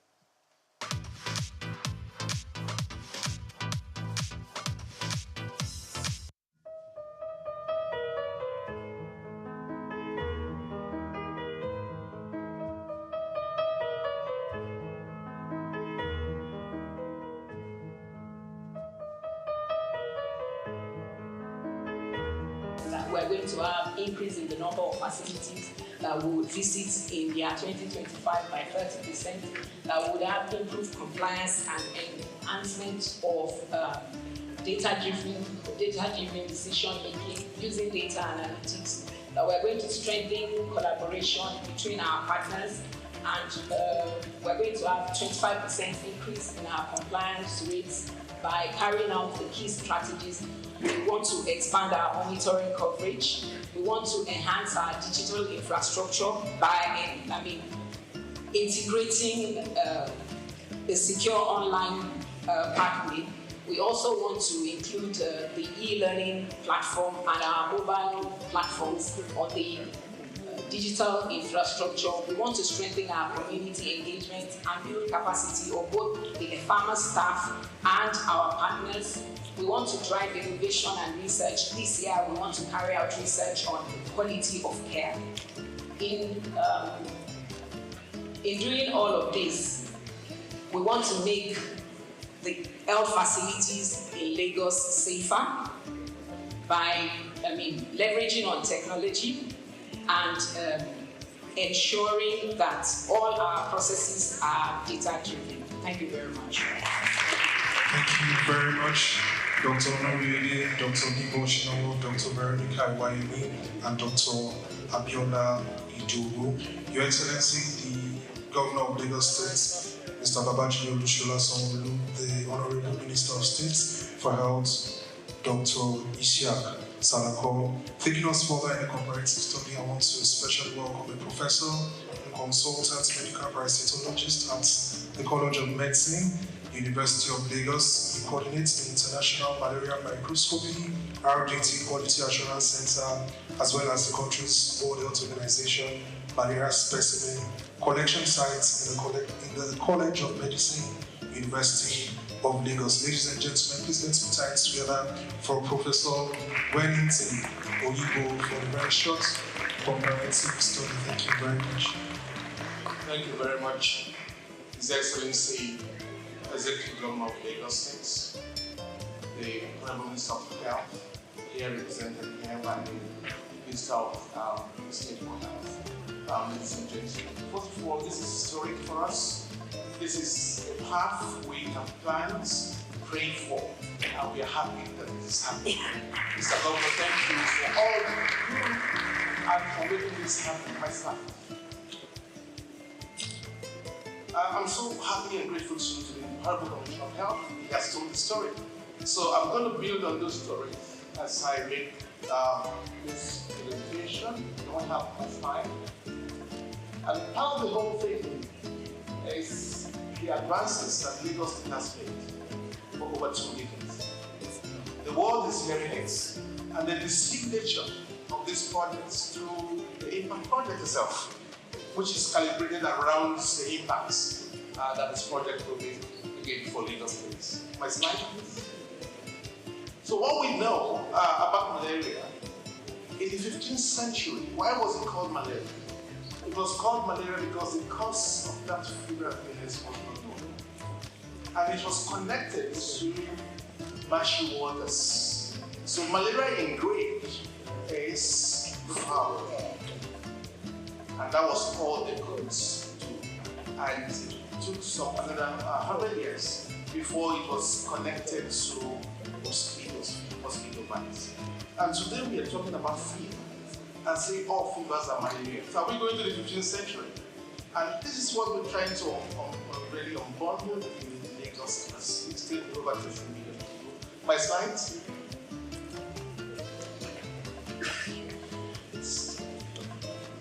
So if fever is still malaria, we go back to the 15th century. And then, of course, for evidence base, meant that we will have to quickly provide the evidence. Can I have the slide up? Yes. So the horrible complaint of school is out from here.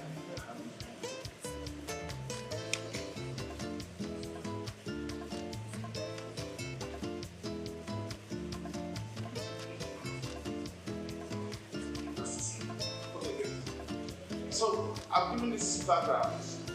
Most health workers will not accept the test results when it's negative. And that's the challenge. Next slide, please.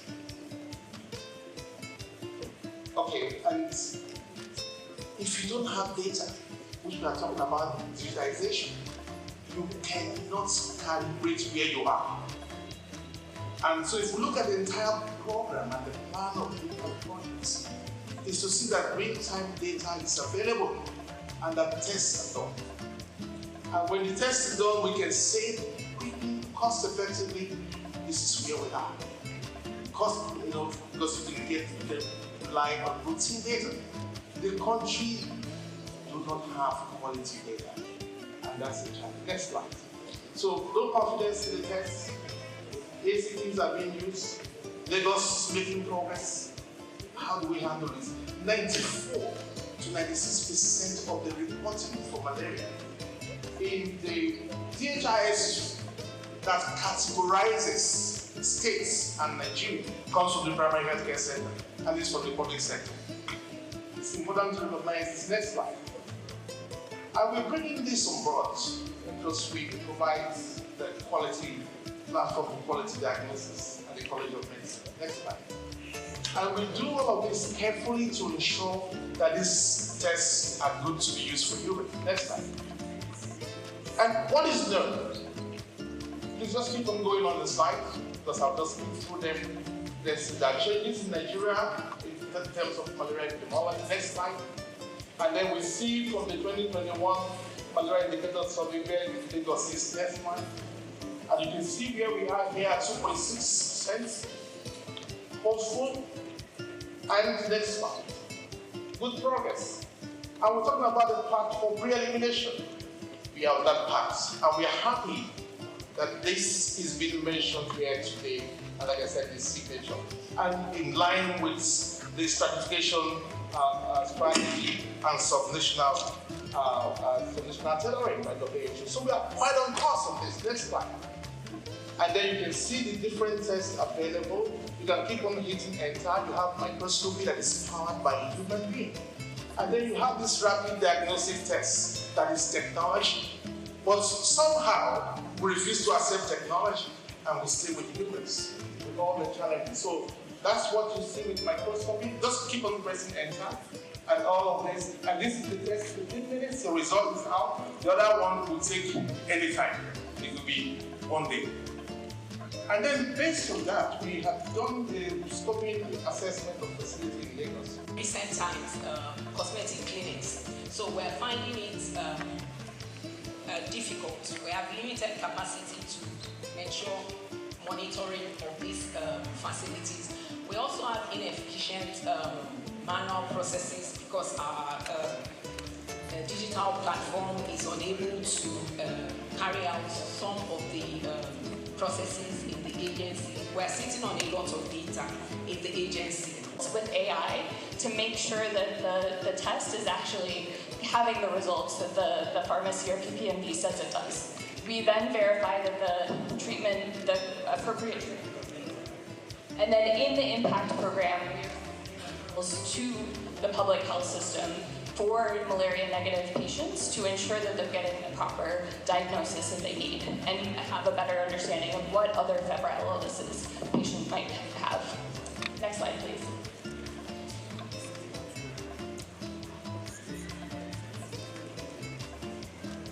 Next slide. Okay, so I'll just talk briefly about all of the other partners that are working on this as well. So we are working closely, of course, with the Lagos State Ministry of Health, which envisioned this work and brought us in to support on this, with NMEP, which is overseeing the work and providing technical oversight, with WHO, which is providing, again, technical support and facilitation, and then importantly with our private sector partners as well, so PCN, which is doing quite a bit of the regulatory oversight and ensuring the quality of care in a pharmacy setting, with SFH, which is enabling the supply chain, and then of course with LASHMA, which is to go quickly into the final results on why this is improved quality of care. Oh, okay. Sorry about that. So the work is providing network expansion, innovative financing, integrated health systems, supply chain resilience, comparative research, and regulatory reform, leveraging all of these different partners that we've mentioned to ensure that patients are able to access quality care and that the data is being provided back to Lagos State to help improve regulatory support, policy, and other things. I mentioned the partners that we have here already, but we're very grateful for all of the work that they are providing to ensure that there's quality of care in the private sector. And then finally, one final slide. To reinforce what Dr. Wellington said earlier, the work that is being done is also to be supporting with testing, understanding the difference between rapid tests and microscopy, to support on policy reform to ensure that rapid tests are always done before treatment for malaria in Lagos State. Thank you all so much, and we're very excited to be a part of this. Thank you very much, Dr. Jessica Venon, the CEO, Meds. Ladies and gentlemen, taking us further, Nina Obulafo. Thank you very much. Thank you very much, sir. Your Excellency, sir. We're very happy that this is happening today. So just permit me to do something unique in terms of our focus for malaria control in Nigeria. To do this, I will call on Dr. Dao, Hospital Director for Malta. We're going to have the Honorable Minister being tested for malaria. Honorable Minister, please. Thank you very much. This is showcasing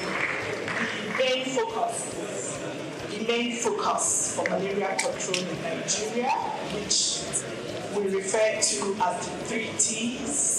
Your Excellency, the first T stands for tests. We cannot overemphasize or we cannot underscore the importance of that. The second T, sir, is for treatment.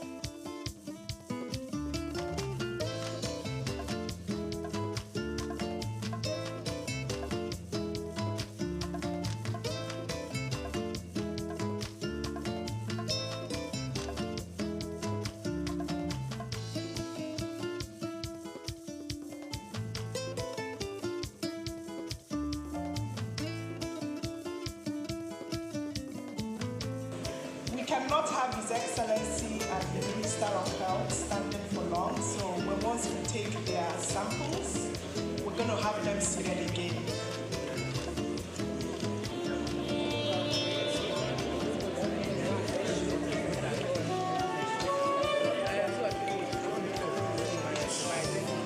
So can I have Dr. Walter on stage to come and quality check what is happening, sir, please? Thank you very much.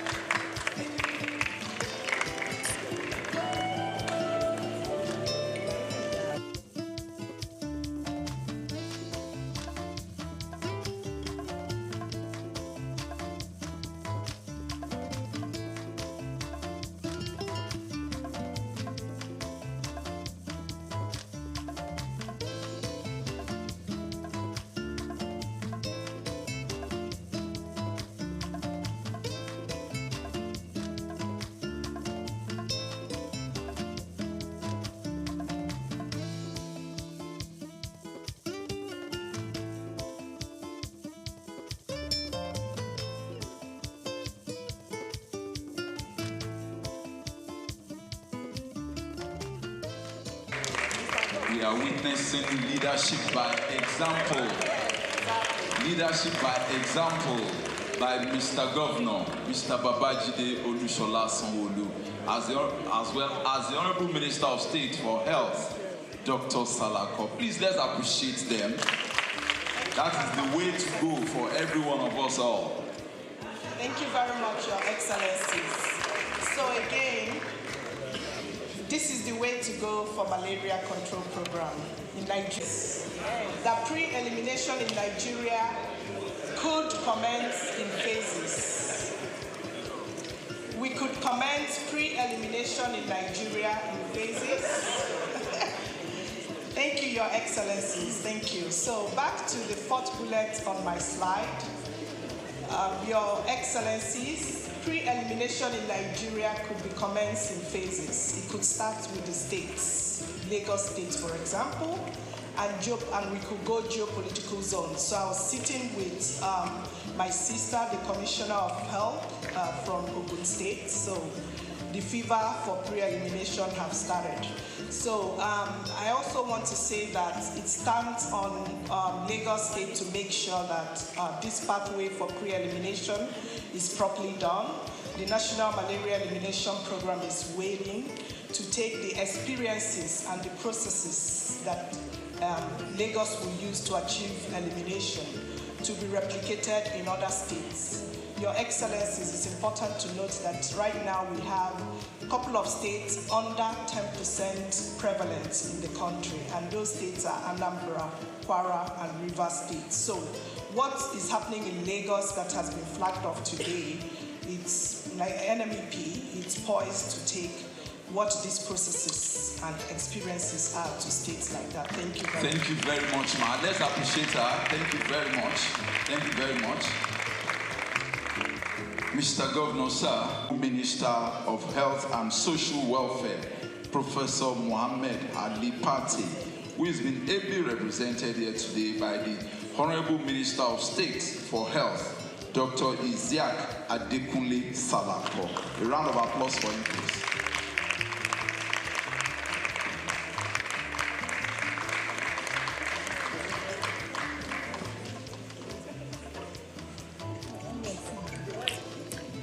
Your Excellency,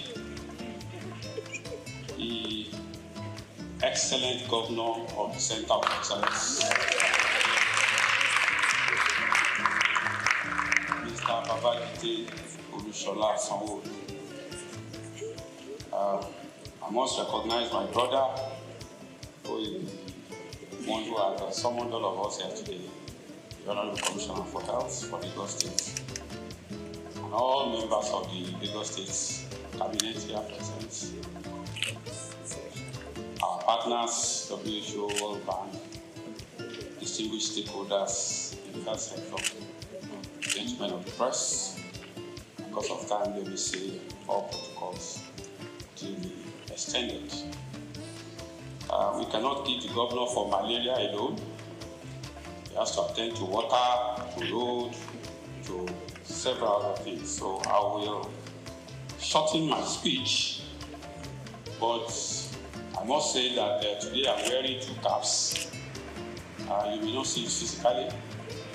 Standing in for myself and also standing in for my brother, the coordinating minister for health and social welfare for some party, who is unable to attend because of other assignments.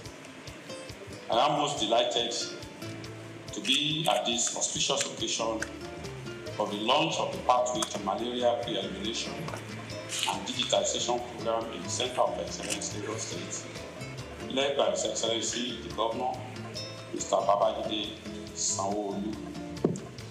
I recall that Lagos State pioneered intensive malaria case management in the early 2000s through the Eco-Free Malaria Initiative under the leadership of now our President, President Bola Ahmed Tinubu, then Governor.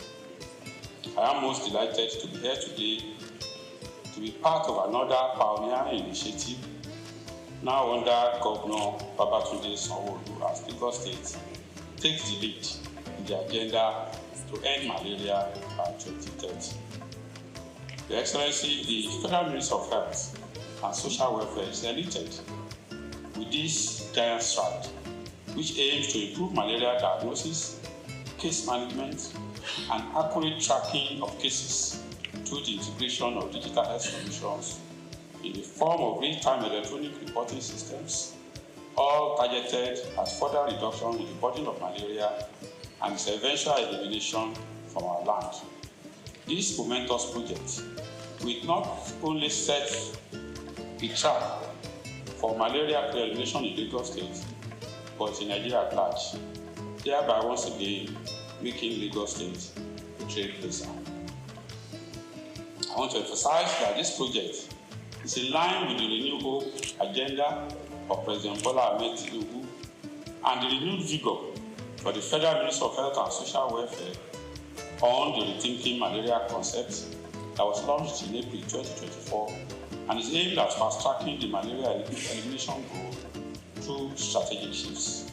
We have continued to make progress in this regard, and the inauguration of the advisory on malaria elimination in Nigeria, AMEN, the development of pragmatic costed plan of action, the expansion of permanent healthcare facilities, training of frontline health workers, and the initiation of domestication of affordable medicine facilities for malaria to make malaria treatment more affordable are all testament to the progress we are making.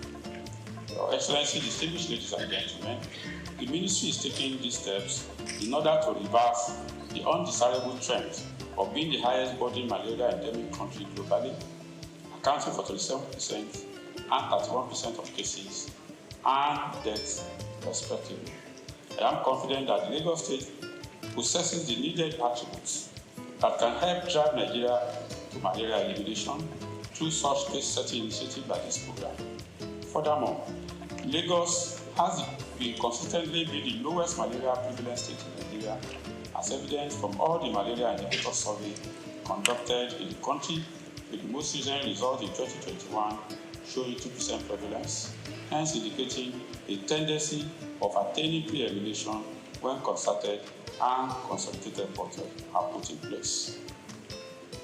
I wish to report that the challenge of let me use this opportunity to call on all stakeholders not to relent on their support towards this impactful intervention, which will contribute significantly to the drive at eliminating malaria from the world. Nigeria is ever committed to this drive, and we will continue to toe the path of global best practices. I wish to assure all Nigerians and our partners that the change in the policy of the United States government with respect to global health funding will not adversely affect our malaria elimination programs and other public health initiatives, as President Bola Ahmed Tinubu GCFR has approved a robust mechanism to ensure adequate and cost-effective funding for our public health programs. I call on all state governments to join hands with the federal government to ensure that our country becomes self-sustaining in the funding of our public health programs. Before I end this address, let me commend once again and appreciate His Excellency, the Governor of Lagos State, Mr. Babajide Sanwo-Olu, and his health team, led by Professor Akin Abayomi, for initiating and executing this laudable, innovative project. I wish to also sincerely appreciate all the partners, World Bank, WHO, all the implementers, especially for providing the needed human resources, technical support, and the funding for the implementation of this initiative. I wish all of us a successful launch of this impactful project as a springboard for the elimination of malaria from our country. Thank you, and God bless the federal government.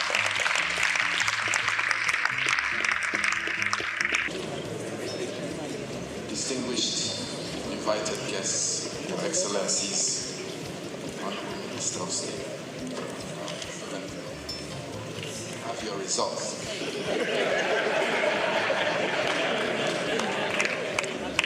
Pleased to say that Honorable Minister of State,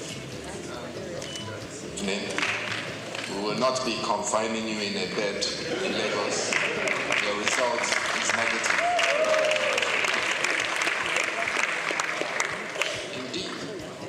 When patients go to clinics and the doctors tell you that they've performed a test, it is your responsibility as a patient to see the test. Please ask for the test and take a picture of it and have a record on your phone. My governor, the excellent,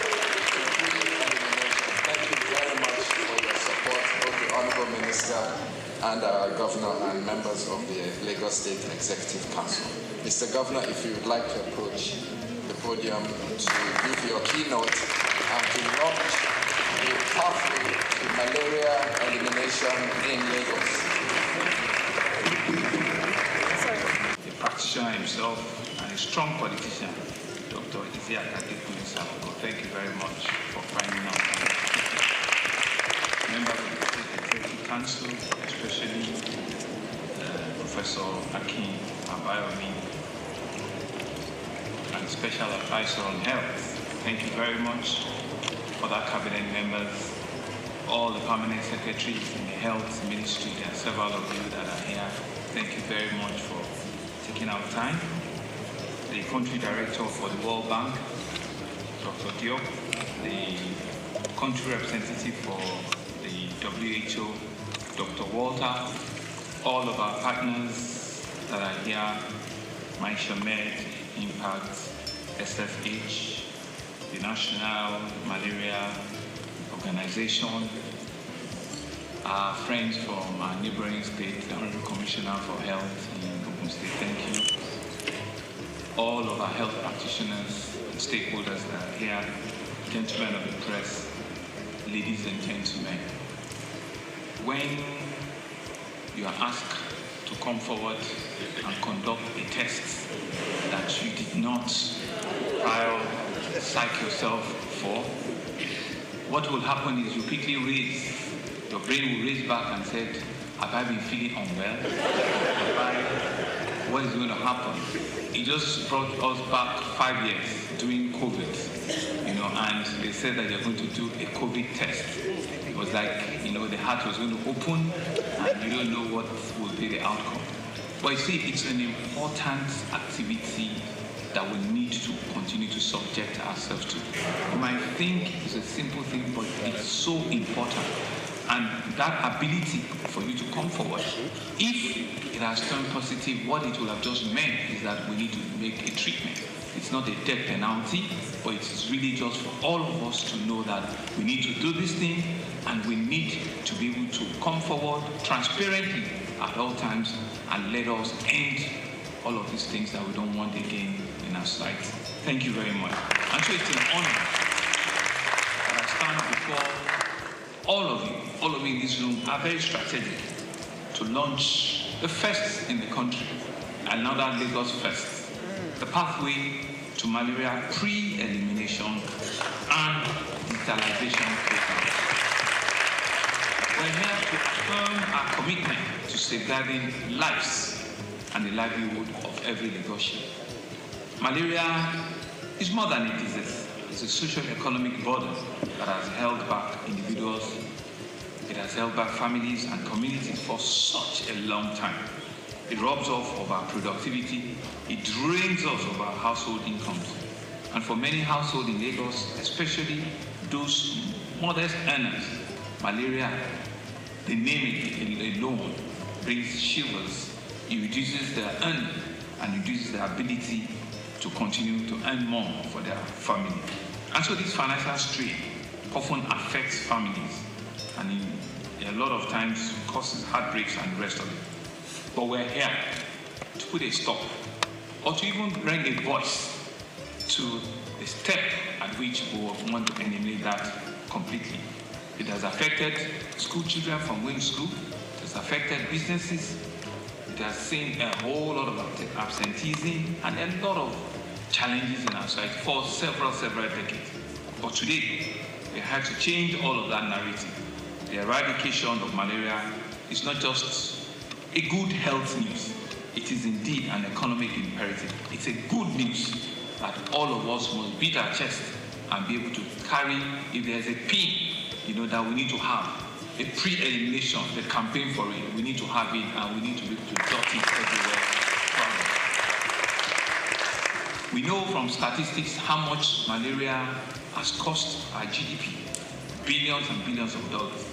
Imagine what Lagos could achieve with a lot of resources if we're able to eliminate all of this. We no longer have to choose between survival and opportunity. Imagine a Lagos where every child can attend school uninterrupted because of ill health, or an adult can contribute fully to the economy. And one thing that is instructive was the demonstration of the slides by Professor Campbell, and I saw others as well. I can see that Prof already has a side job in animation and cartooning. It's a job that he can conveniently retire into. And the narratives were very clear. But the message was very, very transparently done. And all of us, in one form or the other, are guilty of this. You feel unwell, you think you have a fever, the next thing is you are diagnosing yourself with malaria. Very easy. Just give me injection. Just give me this tablet. I know what it is. We are all, self-diagnosing ourselves and self-telling ourselves that that is what it can only be and that is what it is. So just give us. But we can see that with knowledge and with communication, a lot of all of those negative things, we can rewrite them. And so this program represents a hope rooted on innovation, collaboration, and determination by leveraging digital tools that will ensure that every malaria case is tracked in real time. This is digital. Long in those days when you need to take a whole full blood from your body to just do a simple malaria test. I was asking for my bottle of Martina because those days when they take your blood test, you must replenish it with a bottle of Martina. But you can see that with just a small pick, and in no time you can actually. That's what digital life, has done. And so it has helped us by strengthening partnership with the private sector. We will expand access for quality care. It will help communities to have the knowledge and resources. It will build a culture of preventing that leaves no one behind. And that's a message we need to come out of from here. All of us sitting in this room must immediately turn ourselves into an advocate, into a cheerleader to be able to carry this message forward, to be able to tell everybody that needs to know. Go into our communities, pass on this message that this pre-elimination launch program has started, and it's for all of us to see it, to buy into it, and to work with it. The benefit of eradicating malaria goes beyond just health. In malaria-free Lagos, and indeed in future, in malaria-free Nigeria, is achievable in our time. And we've all put our minds to it, something that could be done. We believe that if we can eliminate it, it will increase productivity, it will improve educational outcomes from our children, it will reduce considerably our health costs. It would also enhance quality of life. I mean, all of these points speaks to a better livability standards, in all indices. And so this vision, though ambitious, I believe is achievable. It requires, therefore, all of us, government agencies, healthcare practitioners, healthcare providers, community leaders, development partners, and indeed all citizens to work together with an unwavering resolve. Success will not come overnight, but will be sustained effort and collaborative action. We will prevail. You saw the slides that a farmer and the lady on malaria and the lady on immunization. You saw the statistics between January and February, what the run rate should be. Yes, we will say that, this is just March, but we need to be able to double those numbers. We need to push those numbers to be able to achieve the 2025 target. We need to be able to push and achieve, because there is no magic to it. If your target is 2 million, and at the end of February, we are still doing less than 200,000. We are doing far, far less. So you need to double, your spike shoots. You need to work harder, twice as fast, twice as much for you to achieve the 2025 record. And Doctor told us, Prof told us from WHO that it's 2025. They are going to close the envelope. Hello? Yes, they said they are going to close it. And there's a 20, where is it? I thought it was. They're going to close it. Our target is that we'll have to take that $20 million. We'll have to do everything to make sure that we take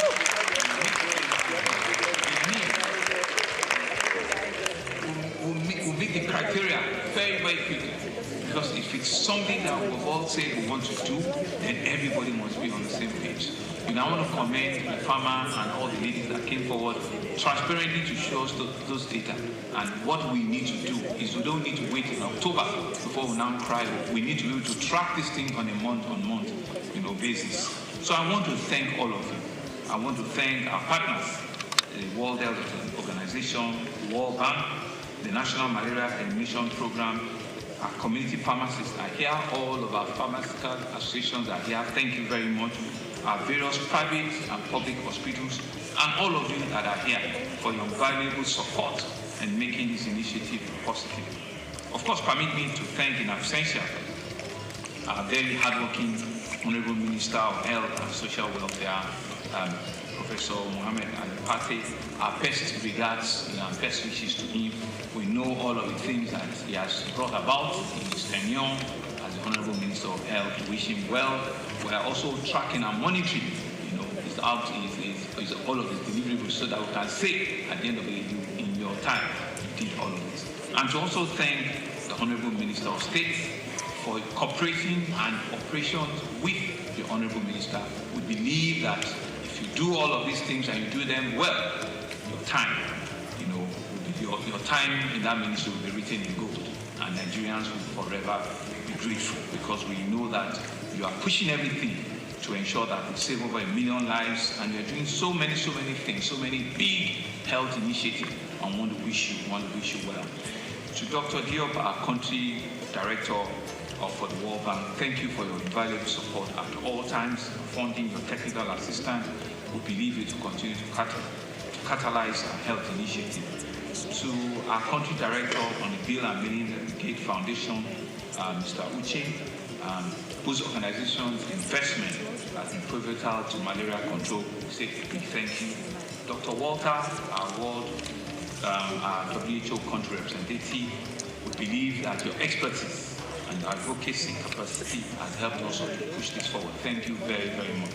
To all of our partners, Marshall Mets, who I met last week, I did promise, I said I'll be here in person. And to all of our other partners, please, let's see this as a start to work. It's only when we achieve what we have said for ourselves that we have done the job. They don't pay people for attempts, they pay people for results. And it's the result that is important. It's the result that takes us to that final breaking point in which we all can say that, yes, we've done our best, we've contributed what we needed, and we've seen the results. I believe that we have everything to make it work. We believe we have all it takes to eliminate malaria completely in Lagos State. I want to congratulate our own Ministry of Health Congratulating ourselves is telling you that you have a lot more to do, Prof, and all of you. But I will be watching, and I will do everything to continue to encourage you. And as a demonstration of that encouragement, I was whispering to Prof that I will also do something different. I will be promoting Dr. Idowu as a permanent secretary.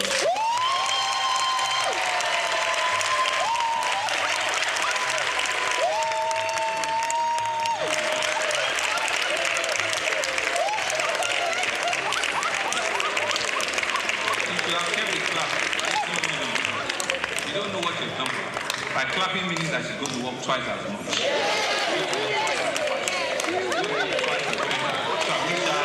All the very hard work she's doing. To my fellow Lagosians, fight belongs to each of us. Let us embrace a preventive measure like eliminating mosquitoes, adapt, test before treatment. And I think that's the message we need to take away. All of our pharmaceutical establishments ensure that we can pass this message. Test before treatment. It is so important that we do not just take this for granted. Let us ensure that we can take this advocacy into our communities, into our nooks and crannies, and show really that once we have started this campaign in Lagos, go around every part of the city. We can rewrite the history of malaria in Lagos, and it is in our hand. It's all of us in this room that can help. I want to wish you all the very best, and I believe that when we work together, there's absolutely nothing that we cannot achieve together. Thank you very much. Mr. Governor, sir, may I plead your indulgence, Councillor President?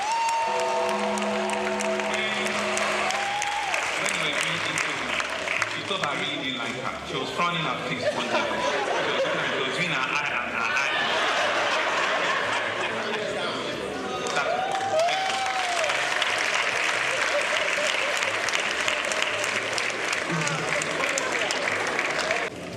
This pre-examination launch of malaria from Lagos State.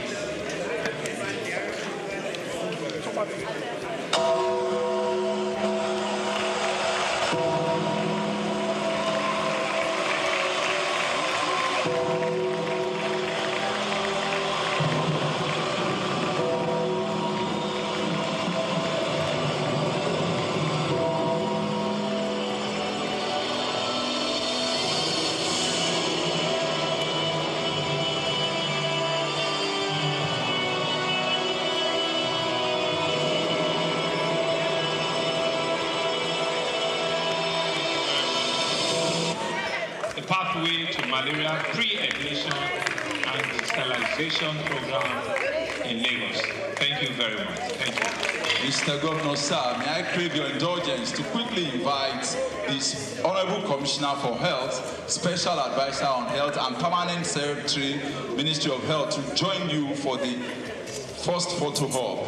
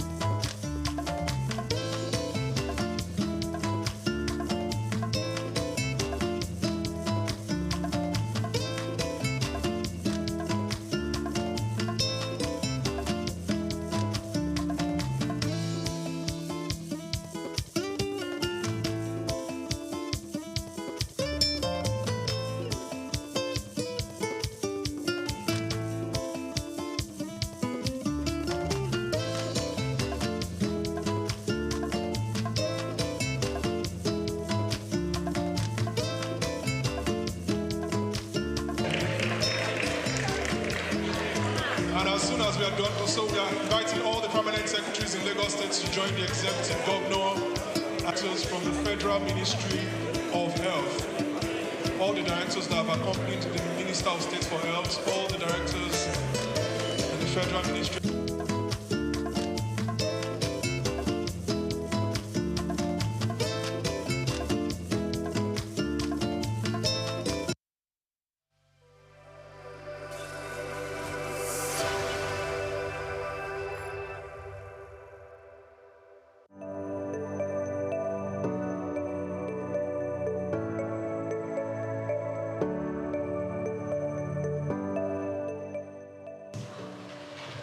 Directors, President, Nigerian Guild of Editors, distinguished editors, ladies and gentlemen, good morning.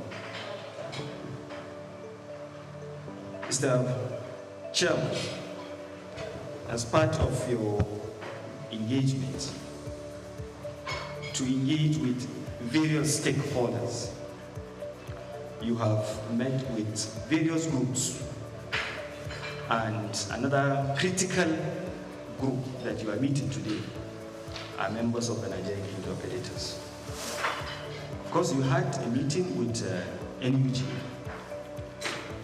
where they selected journalists from states of the Federation, where you share your vision and also seek for their support. It's the same thing we are here to do. Editors, before you is the chairman of the ICPC. Before becoming the chairman of ICPC, he was the Commissioner of Justice in Jigawa State. And he has a vision that he intends to unveil, or he wants you to help him so that he achieve this vision.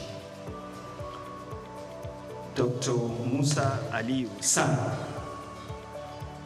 is currently pursuing a vigorous restructuring of the ICPC that requires your support, your understanding. And that is why I came to Lagos purposely to meet with you and to seek for that support. Distinguished editors, I present to you as